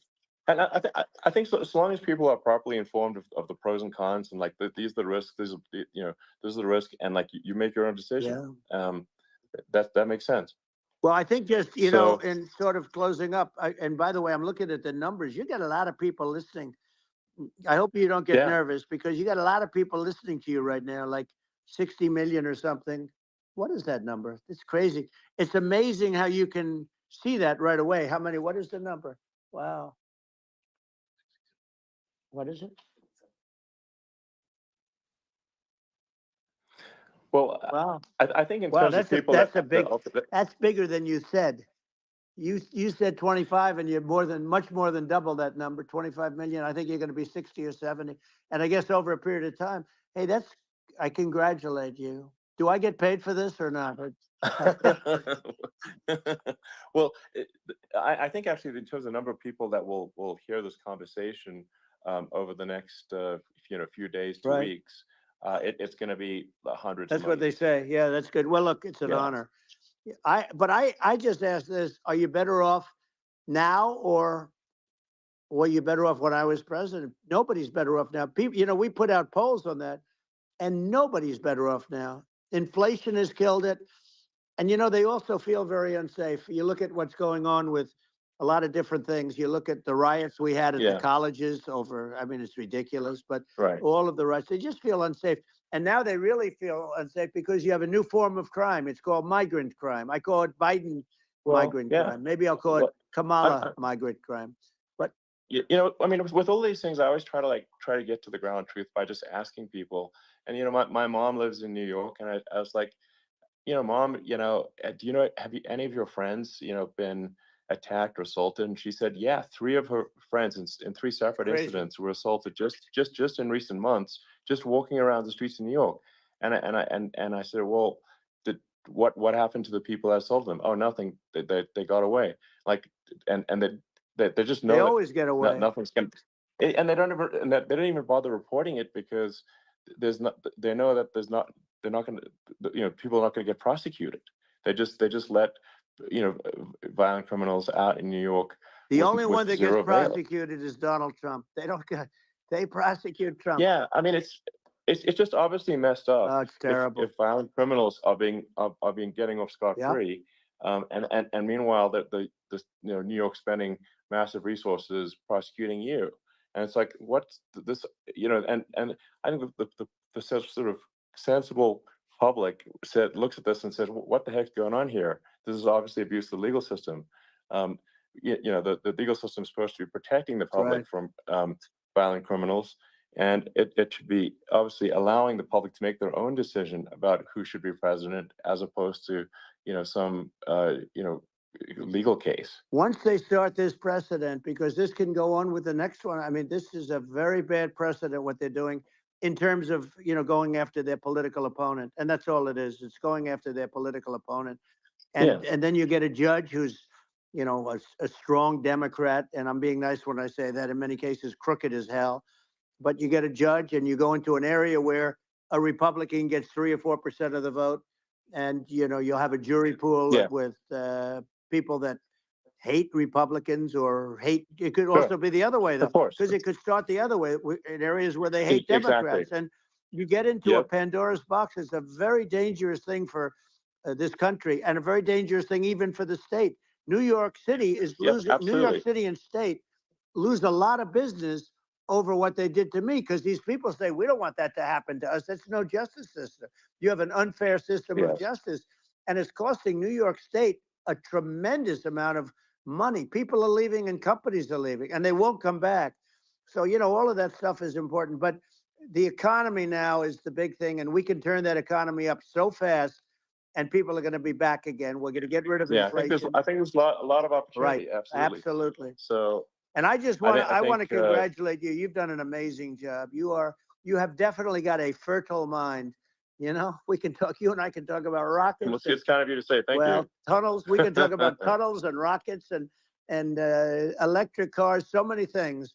And now you're into the AI, and that's going to be another beauty, I'll say. So it's an amazing thing you've done, Elon. It's an amazing thing, and I congratulate you. I mean, thank you. And I just say here, here's to an exciting, inspiring future that people can look forward to and be optimistic and excited about what happens next. And that's the kind of future that I think you will bring as president. And that's why I endorse you. Well, I appreciate that. That endorsement meant a lot to me. Not all endorsements mean that much, to be honest. Your endorsement meant a lot. And, we have a phrase, make America great again. It's pretty simple, but it really says that we want to make America great again. And we can do it. We can do it now. But if we were going to suffer another 4 years like we've suffered for the last 4 years, I'm not sure the country can ever come back. That's how bad it is. It's so bad. We have to do a lot. I think that's a very real risk. It's a big risk. That's a very real risk. Yeah. And it's, I'd just like to note to people listening, like I've not been very political before, and if you look at my record, I've actually been. I'm not like sometimes they try to paint me as like a far right guy, which is absurd because I'm like making electric vehicles and solar and batteries, helping with the environment, and I actually I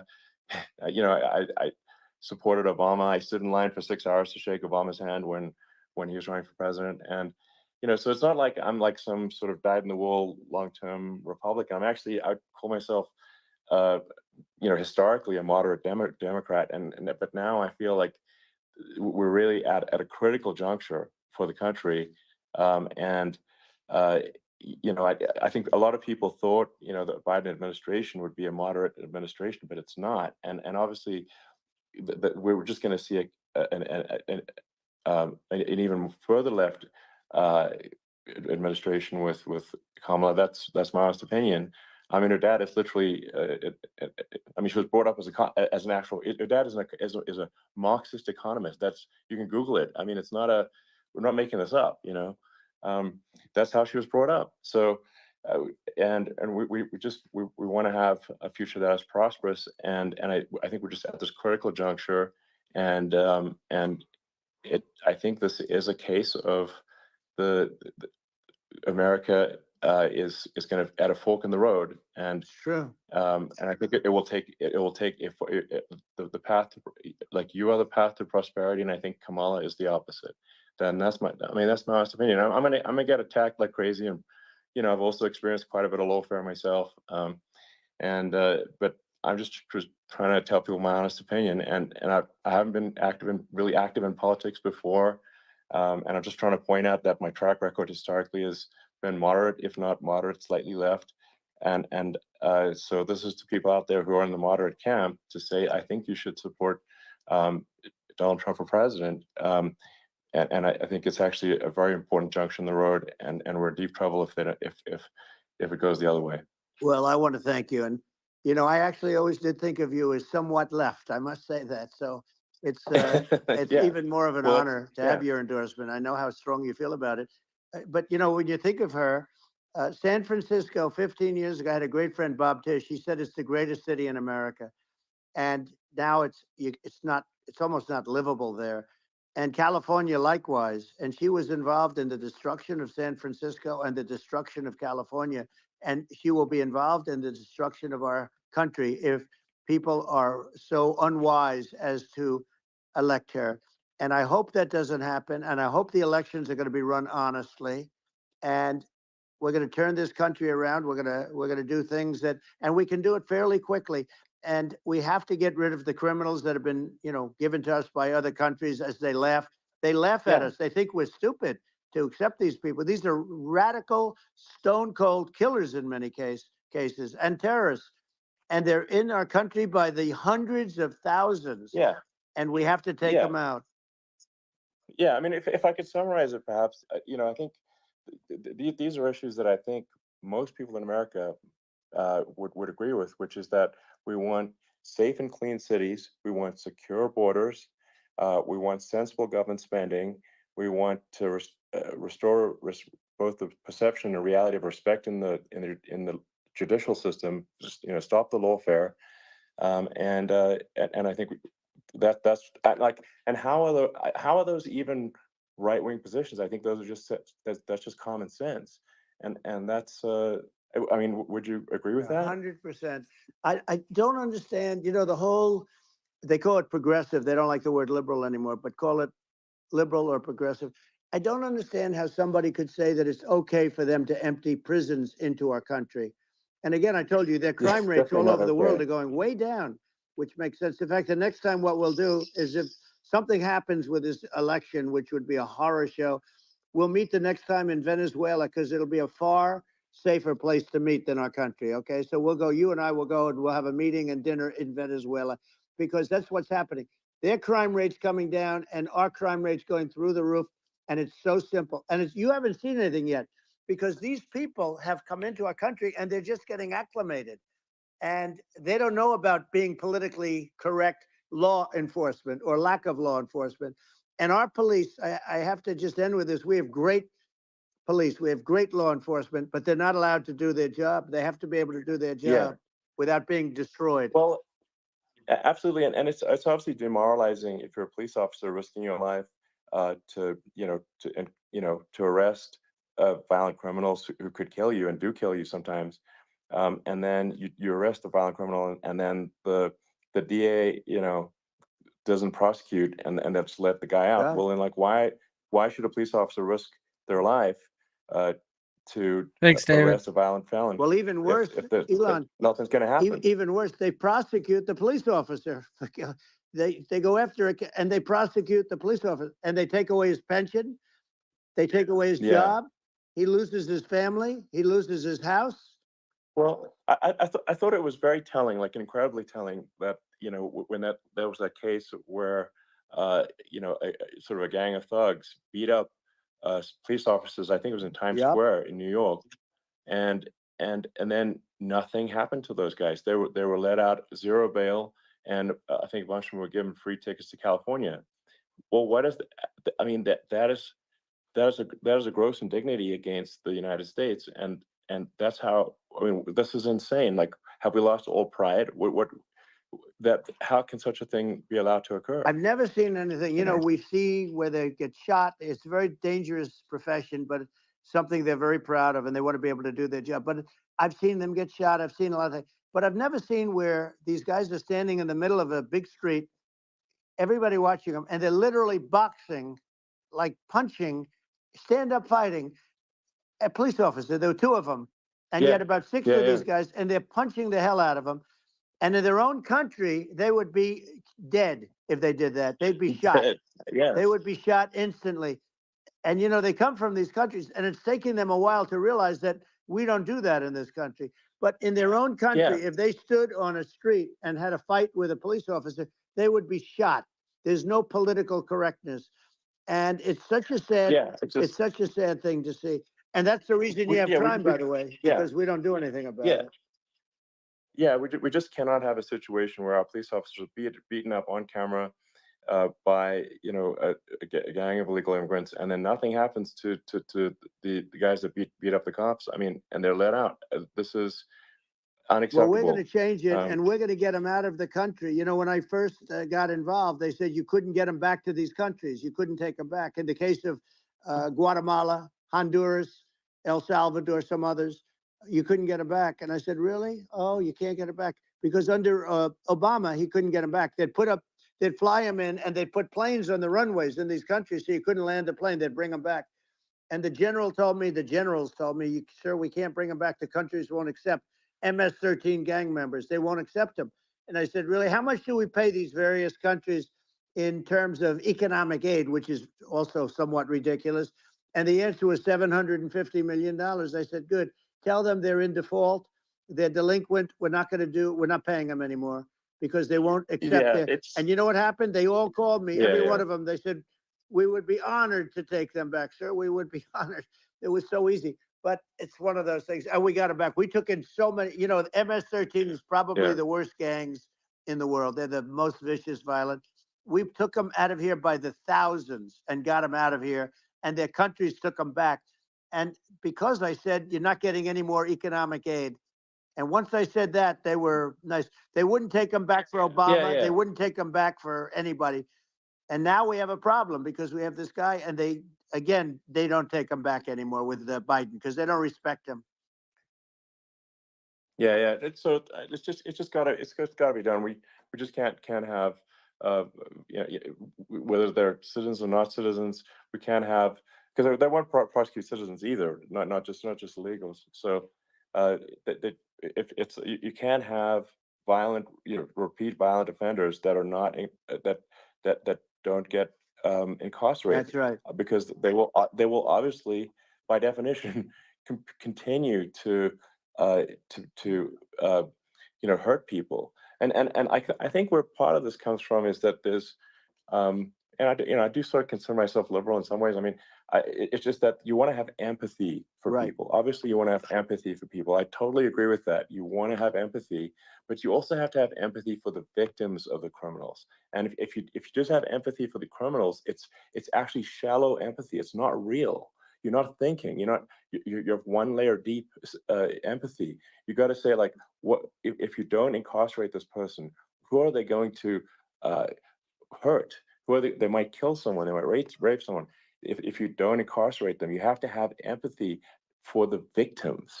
And there's a lack of empathy for the victims of the criminals, and too much empathy for the criminals. It doesn't make sense. That's why you want to have deep empathy for society as a whole, not shallow empathy for criminals. Right. And we have to give our police officers the dignity and the respect that they deserve. And we have to let them do their job. They can do a great job, but we have to let them do their job. And if we don't do that, it's going to all disappear. There's never been a society like this where you're allowed to do anything you want and nothing happens. And I'm talking about violent crime. And it's going to get more violent because these are really, really violent people. And we're going to get them out of our country, and we're going to get them back to because they were sent here by the presidents and by the various people that run those countries. And I know every one of those guys. And they're smart people, and they're streetwise people. And they really think that the USA is stupid. They think we're run by stupid people, and they happen to be right.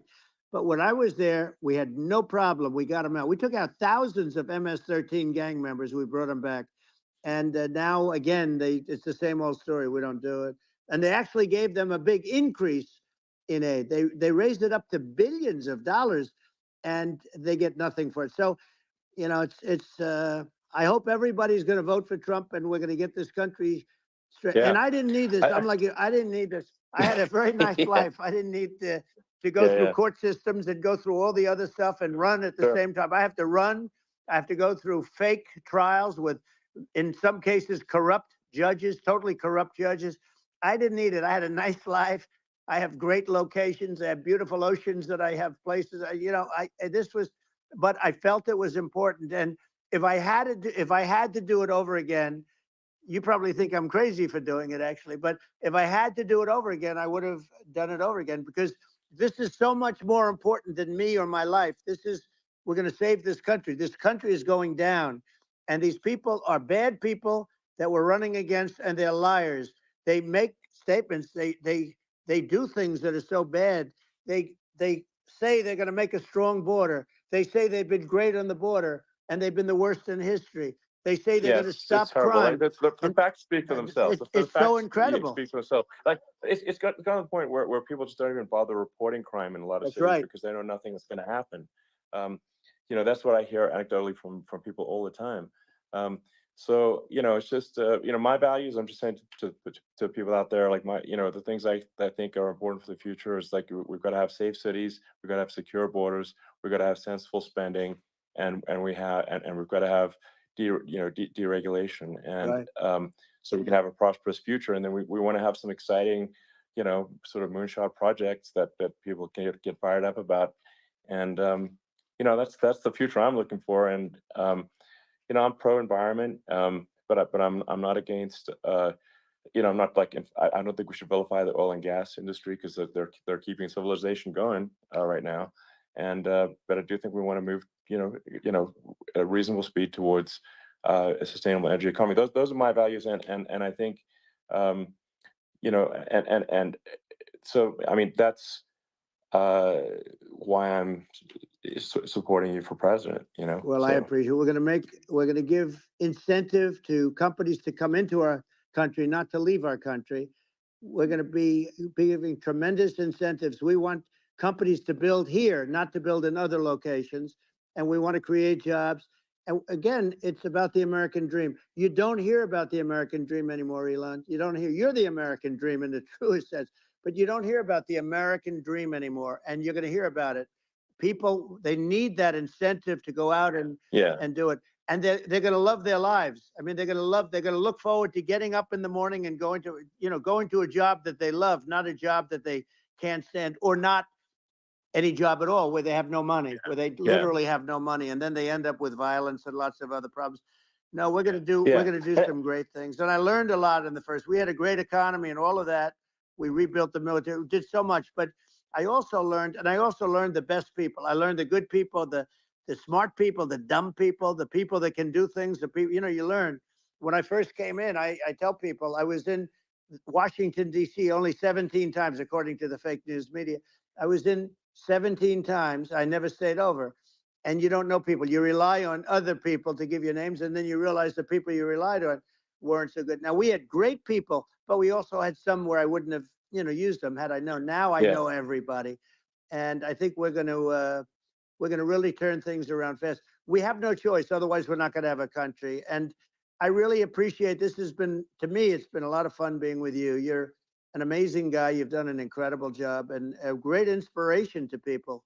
A great inspiration, and I hope you keep going and just continue to do well. And we're going to have a big election coming up, and I think November 5th will be the most important day in the history of our country. I think that election will be the most important election, and I think it'll end up being maybe the most important day in the history of our country, because if we don't win, I just feel so sorry for everybody.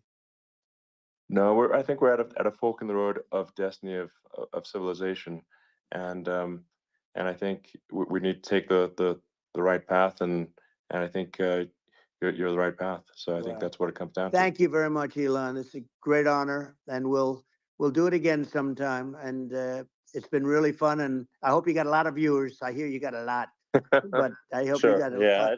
lot. I know you got a lot of them. So I appreciate it. I'll see you soon.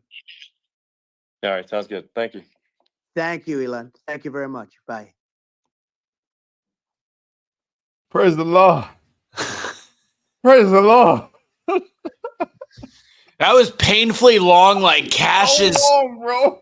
Oh my God. prison sentence. You realize Prison that is sentence. no longer than any other interview that goes on, right? I know It's prison it's sentence. all the I problems wasn't we had talking, before. Casey. I wasn't talking about Cash's Whoa, penis. I was Casey, talking about relax, his. bro. That was very long. 3 hours. That was very Well, long. No, it wasn't started an 3 hour hours. in. How long did it take to We get were it live started? for 3 hours. Yes. Forget the speech. We're live for 3 hours. Jesus. Says the person wanted to do 8 or 12 just Yeah, well, overnight geez, on a bro. I'm whim. Are we tired. still talking about inches? It Okay. was hard to sit there and listen to Elon talk, bro. He's like so uninteresting. And I love Elon, Me but too. He's dope, but his Yeah, voice is just like I thought the conversation was fantastic. I think it was because great. I was Conversation. engaged in it. I think it was very important. I'm just talking shit because it was a little boring, but it's for and I think the amount of people watching, like I look, Benny Johnson had 500,000. We've got 4,700 people watching. There was 1.2 million. I think there was probably listening live somewhere in the neighborhood of 30-ish million people, 20 million people, and more will watch it afterwards. It's a very important thing to have something like that, where there's a lot of people that may have not heard most of the platforms and his personality, which I think his personality wasn't non-Trump like. So I think that there's going to be some people that have issues with the personality of it, where he kind of overtalked Elon, but Elon talked really slow. yes, he does. Ultimately, he did good. Trump though, did fantastic. I would have loved to have seen Trump ask some questions on Elon about like how they could team up when he becomes president to move AI forward, to move technology forward. That's the one thing I think that was missing from this conversation. This conversation that happened right now it had to be for people that don't listen to Trump. That's what this was for. This was for people that are not voters, that are maybe on the fence, that don't really listen to Trump much, because he just said everything that we already know, you know what I'm saying, which was good. And I think him doing it with Elon, because a lot of like people that they're not into politics like Elon, you know what I'm saying? So he probably did just open up the door to a whole bunch of different people that probably never would listen to Trump in the first place. So that I will say was dope, but I would rather stab myself with an ice pick in the junk than listen to Elon talk for 3 hours. He was just so bland, bro. He's like white people potato salad.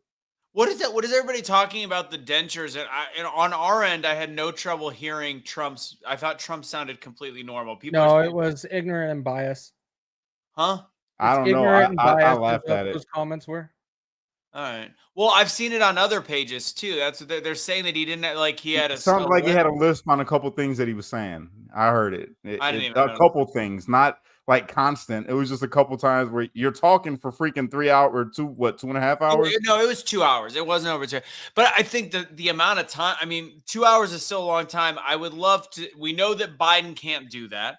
And 22 days of Kamala Harris, since she has been the nominee for the Democrats, has yet to do an actual sit-down interview. I think that shows the difference between candidates. Yeah, the big Yes. part that you guys are not focusing on here is this exposed everything about the personality of Donald Trump that everybody keeps attacking. This opened up the entire personality that Donald Trump can be personable, have a conversation with people, and be a real man. And this is where it came out. And no, that is where this entire conversation was awesome. And the chat here versus the chat on X were very different. Go and look at X, go look at the comments on X. Everybody was over the moon with this conversation. Yeah. And so No, when I you think it actually was go look good. at it and see and remove a bias and actually engage into it, it was a very good conversation and / interview, because Elon did navigate everything and touch on topics. He did keep Donald Trump on topic. He cut him off and stopped and kept moving. But when it was comes good. to this entire thing, it was fantastic. It was good. It was good. I'm not knocking it. We don't have bias, bro. We're Trump supporters. We don't have bias. It was my man. For me, it wasn't Trump. I can listen to Trump talk. You know what I'm saying? It's funny. Especially when he gets to saying the little nicknames. That had me cracking up. Newscomb. I've never heard that. Newscomb. He's been saying that for 2 months. I miss Since that. since Biden was about to drop out. Yeah, That's how funny. he's been attacking Newsom. Will Yeah, be that was prepping good. just in case that's a switch out. Yeah, no, that was great. It's not that for me. I like you guys see my character, man. I'm like charismatic, right? I like a charismatic conversation.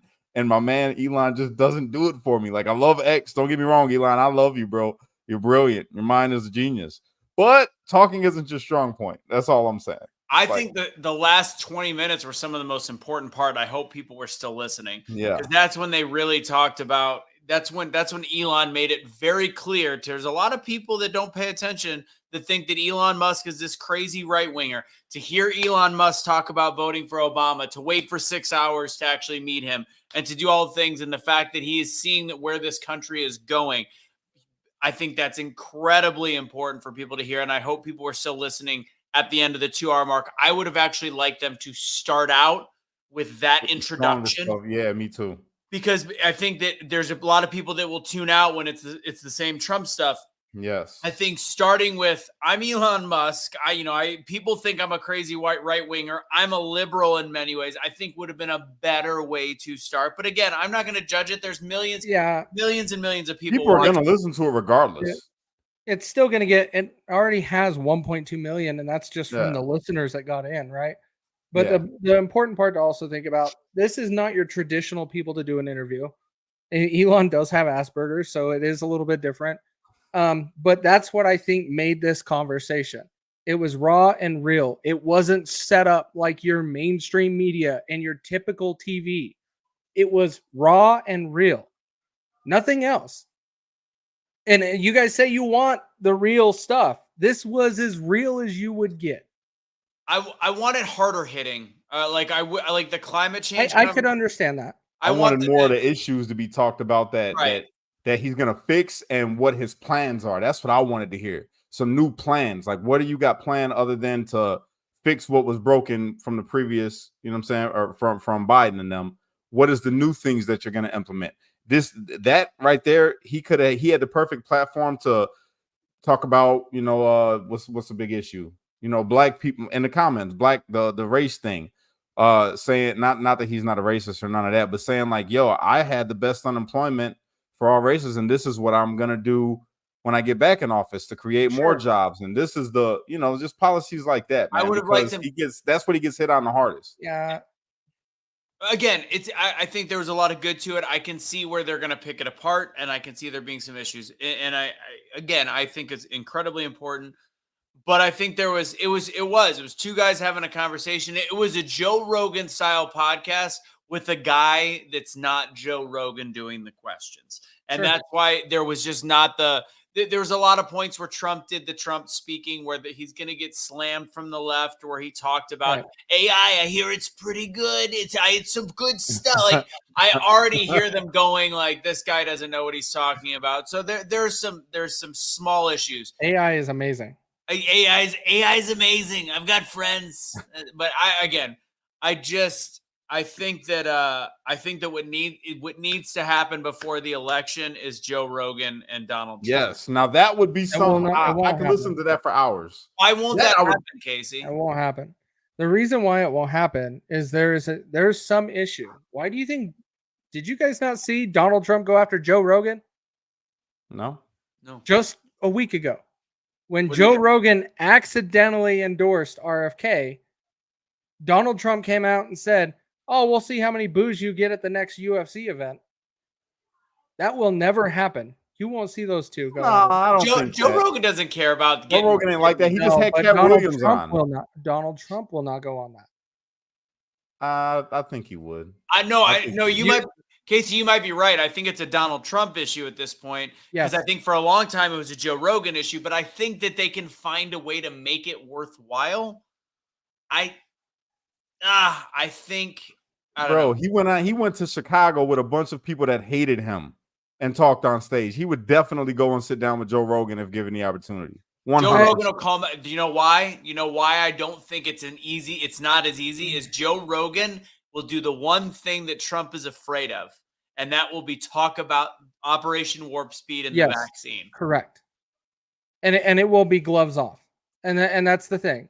And that is why I don't think it will happen. I was thinking it was going to happen because it seemed like they were forming a relationship and more of this was coming back like they were pre-COVID. But after seeing that, I don't think it will happen at this point as much as I want it to. I think Joe Rogan's the best podcaster and majority of the world does too. World, yeah. Out there. And so when it comes down to it, I would love to see that. But it is what it is. All in all, tonight was fantastic. I'm sorry people were bored, but I wasn't. And when it comes down to the entire conversation with these two, this is how you're actually going to engage in other people because you're actually going to get Trump's personality out there instead of assumptions. Casey, do you think his personality shone through tonight in a 100%? No. Do you think it showed through in a really good way to get independence tonight? Yeah. I don't Go know. and look at X. Go look at X. Go look at Trump on X. Just put in the hashtag and go look at it. You will see numerous comments, like thousands in there saying that this was just a great conversation between two men, But that was showing who they are. I think, again, like I said, I think the important thing is to get more of the lazy Republicans activated to vote. I think that's the key. I think it could do something like that, but I don't think Is that a problem? 70% of Republicans don't show up to vote. Oh no, I think that's important, but I don't, and I think that it's important that we got in front of people's faces tonight. He did that, but I do think that the typical Trump speaking points that gets him in trouble with some of the moderates, he still illustrated tonight. I can understand it, but you're going to have some canned responses for topics either that you don't want or Trump, that let's not forget, Trump stopped the show tonight to see how many millions of people Yes, were bro. watching. I noticed that too. I didn't want to say nothing, but I noticed it too. I'm like, what? Well, you know that's going to. Why are you laughing? We knew that would happen. But I know, but that's Trump, and like I think that what some of the moderates want to see is they want to see a different side. Just be like, I make you a bet you got millions watching. Congratulations, you're great. Issue. Instead, it was like a 6-minute piece of him going. Got more than ever. I know I got you a lot of views, didn't I? I got you a lot of people watching. Now, when he joked his about ego. when he joked about the pay, like getting paid, that was funny because that That was real personality. That was like, I'm getting paid, right? But which is really funny because he's getting 45 mil a month from Elon. So let's not forget that. I could just tell you. By the way, Elon denied that. Oh, did he deny it during the thing? Yeah, go look at when he was caught in the middle of the Capitol when he was going to meet with Netanyahu. Really? He said no. So what does he get? He's giving him something though. I don't know. Interesting.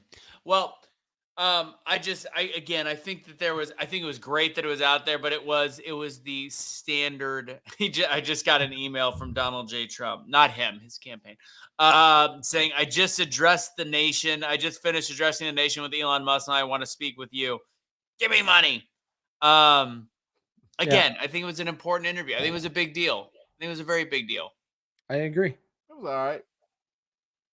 I think Ben Johnson had 570,000 people watching at the end on his Twitter. He had about 100,000 on his YouTube. Again, that's one account. You gotta assume that this live viewers that touched on it was at least in the 20-30 million category, which is a big deal no matter how you look at it. That is disrespectful. What? If he had over 76 million people vote for him, how did he only have 30 million people watching? Because people might have been doing something else. Just tonight. kidding. We had technical difficulties for the first hour and a half. we sure the hell did. So last question. Do we really think there was a cyber attack, or did it just have too many eyes? So commonly in the tech world, when you have this, you claim DDoS because you end up getting more attention. But DDoS is what? Overwhelmed amount of traffic. We all knew this was going to happen. there was going to be a shitload of traffic coming to X. We didn't know that he would blame it on a DDoS, but that's what he did. But overwhelmingly amount of traffic wanted to listen to this, and that's what caused the problem, not a DDoS. I just want to point out that Elon Musk is an absolute racist. Yes, he is. Straight up. And this is Super the big. racist. This is actually a good point. I mean, like Can I Elon. finish? Can I say my funny joke, bro? No, it wasn't good. I'm just It kidding. was Go gonna ahead. be funny. Sorry, Jesus. start over. I saw that. Elon Musk is an absolute racist. All his AI voices are white. Yeah, we should have just gone right past the joke. So Elon Musk just told the world Kamala Harris's father is a Marxist economist and says, "I think you are the path to prosperity." I think that it is a big deal to see that. I think it's as I've said, there were so many positives. We're picking on some of the little things, and I also know what the media is going to pick on as well. We need to see Trump. We know Kamala is going to have the water held for her by every media organization. We have to see Trump challenge, and Trump has to win an unfair fight.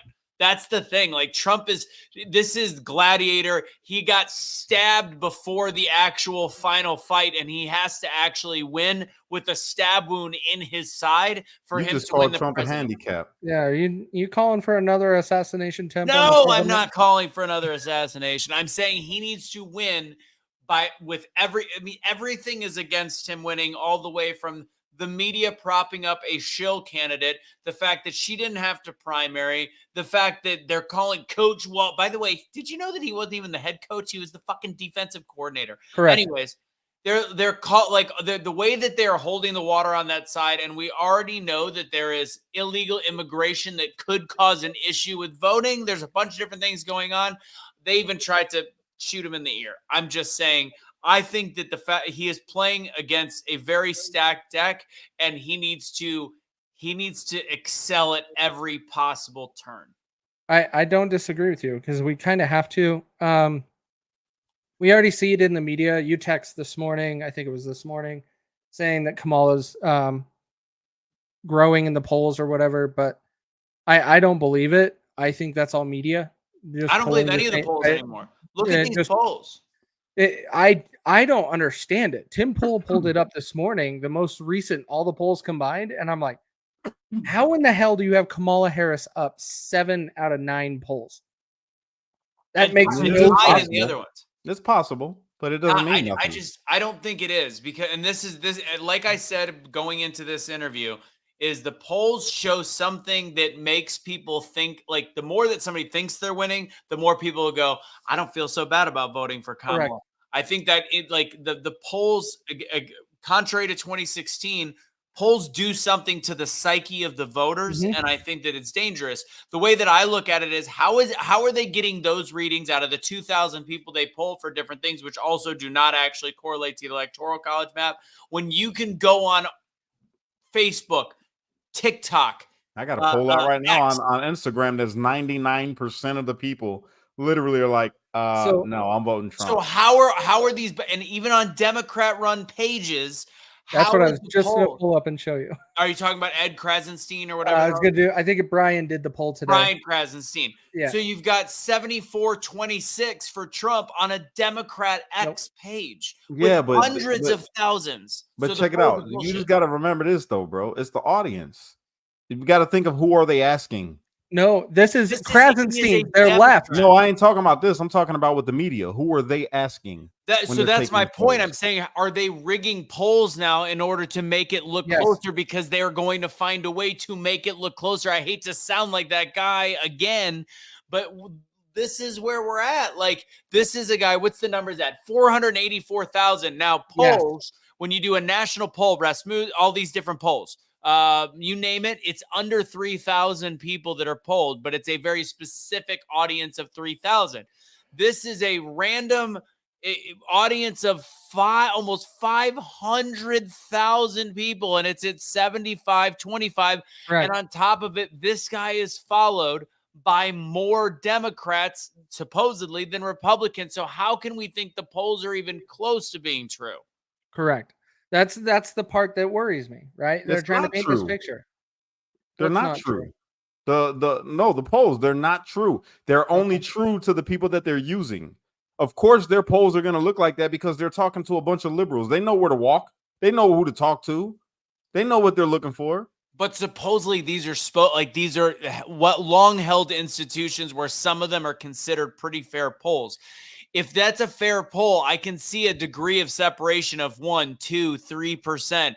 Not that big of a percentile. Like I said, when it was still Joe Biden in there, and we did what's his face, Dane Cook, it was 97.3 with hundreds of thousands of responses. I just don't understand how the polls are showing it this close. I'm gonna ask X right now. Yeah, so when it comes down to it, these numbers just don't make sense. Even take into statistics and how you do math when you do these analytics. No one polls 500,000 people to try to get a number. No one does, because it's very hard to get 500,000 people to take a poll. And now you have it on these Krasentine boys, which all of their polls keep failing. They keep losing by huge numbers when they're trying to put up saying Kamala's going to win, and Donald Trump wins by 30-40% almost every time. This to me is like, all right, they know the polls have to look a certain way to make it look like a close election. Do I think Kamala is surging? Yeah, I think she's surging to 30%. That's right. That's the number. But what's that? Surging. I was trying to think of that name earlier. No, I think she's surging, but her surging still isn't good. She's got a very loud minority that's coming out after her. But you have to remember, if you make the polls, and this is not thinking about social media, if you make the polls look close enough, they could do it. Sound like that guy. They can do whatever they want on November 5th. Agreed. Because they can say, this points to the polls. Yeah, but what about social media? This points to the polls. What about Krasner? This points to the polls.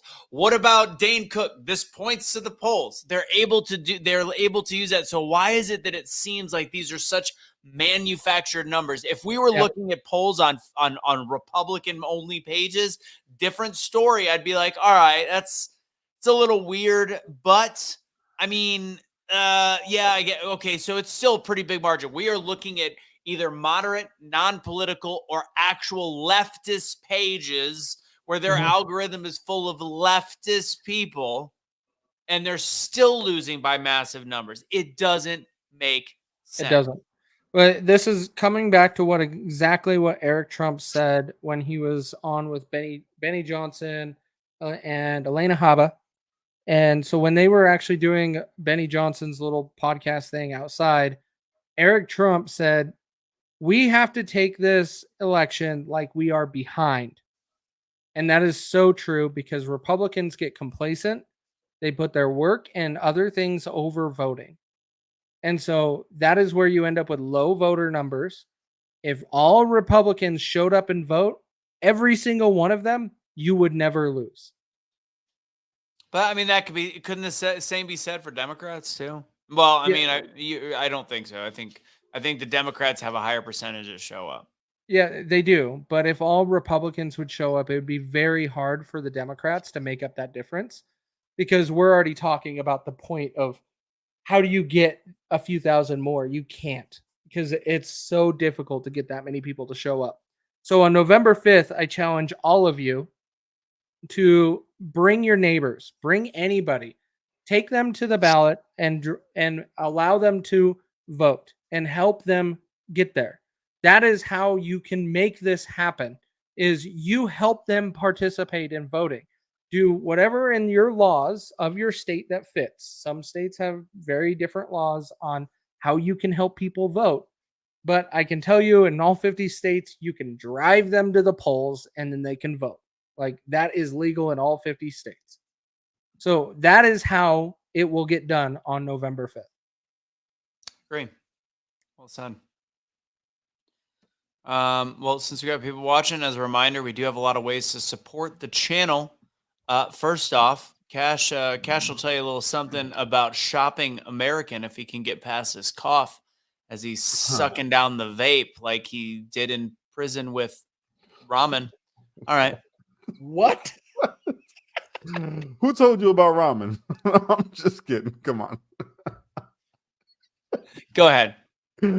All right, man. Check it out. if you guys are interested in buying American, shopping American, supporting American-made business, and actually helping your own health and your own wellness, then you need to go to freedomboxinfo.com. All right, this is our way of protesting with our dollar. Battle against the woke ideology, because that's really what it comes down to. A lot of these companies, they give you things that's bad for your health, and they also give you a bad message when you walk in there by the things that they support. And if you don't support the things that they support, I'm not going to mention what they are, you should already know, especially if you're like us, then go to freedomboxinfo.com and protest with your dollar. All right, fill it out. I give you a call and we can talk. I'm looking for people actually, not just to shop. I want business partners. I'm trying to build a bigger brand. All right. And the only way to do that is with Americans supporting American business. So let's do this together. All right. Freedomboxinfo.com. When you're talking about messages that they're doing, are we talking about like trying to teach 13-year-olds how to blow each other if they're two boys? Hey, I mean, That's I mean, it's because all those books types of are in stuff. Target. Those books It's are in all Target. types of stuff, bro, that I could go into about it, but I don't want to get into it. They know, people know what we're talking about. So yeah, if you cannot shop there, that's what we try to do. We try to, if we don't got to go shop there, we don't. Sometimes we understand you have to, because there's things that you got to get from there that they don't have anywhere else. But the things that you can buy that are American made, you should be supporting that. All right. And the best way to do that is with this company that we are affiliates with, partnered with, really. That's the way to do it. And it's been around for 40 years. 40 years. They say that we don't care about the climate and all that. Guess what? All of this stuff is green, man. But it's beautiful. It's like, it's just the best products that you ever get. Even the cologne. I got some cologne. I'm talking about, I walk through the store, champagne be ready to smack me because girls be turning their head like, smell it. I'm telling you, it's the truth. It makes cash have to recycle that ass. And yeah, I mean, if you think that Governor Waltz would go to the store that you would want to shop at, I can tell you he's not a Freedom Box kind of guy. He would prefer the children in the back. I mean, with tampon. Whatever. Moving on. Also, real quick, guys. So Kelly just shared something on her page today because we got some horse stuff going on with Century H2O. Got a lot of buzz, and a lot of people actually were talking about buying home units on top of it, as well as whole home units on top of the sink. They got a lot of stuff. They actually have a shower one now as well. If you don't want to do the whole home, you want to do the under sink for drinking water and a shower one. Just make sure you're getting good water on your skin. It puts the lotion on. Go to Century H2O to use Russo10 for 10% off. They do a lot. They're supporting the border. I was talking actually to Nelson, the owner, before the call, which is why I was late. We went long, but centuryh2o.com, use Russo10 for 10% off. It is, I'm going to stand by this. It is the best filtration system, especially under sink, that you will get in the market. It gets rid of all the forever chemicals. It adds oxygen back into the water, as well as magnesium and some other quality minerals, gets rid of the bad stuff. I'm going to encourage you guys, please go to centuryh2o.com, use Russo10 for 10% off. The gear that we're wearing, Cash is wearing the signature wife beating shirt. There it is. Are we allowed to say wife beater anymore? I don't think you can say it anymore. WaitNotWokeStore.com. We used to call it a guinea t-shirt. My dad did. He was Italian. WaitNotWokeStore.com. Use Truth for 20% off. That's actually the shirt that, because you guys need to buy some of our merchandise, because Cash is in a little bit of pinch for cash, because that is literally the shirt that is the tank top that he wore in the original when are Black Lives going to matter to Black people? We need to buy him some. It's not even the title. Get the title right if you're going to reference it. What was it? Black Lives Matter, but when a Black Lives going to matter to us. Was that really what it was? Mm-hmm. I prefer we're going to martial law your ass. That one was real good. That was a good video. It's still up on my YouTube. What else we got? Is that all of it? These guys just sent me a new video, so we got to share some of their videos. They got a bunch of stuff now. Go to griddownshowdown.com /truth. You could use Truth to check out for 15% off. That meat is it's 15 years shelf life on ground beef. It is real ground beef.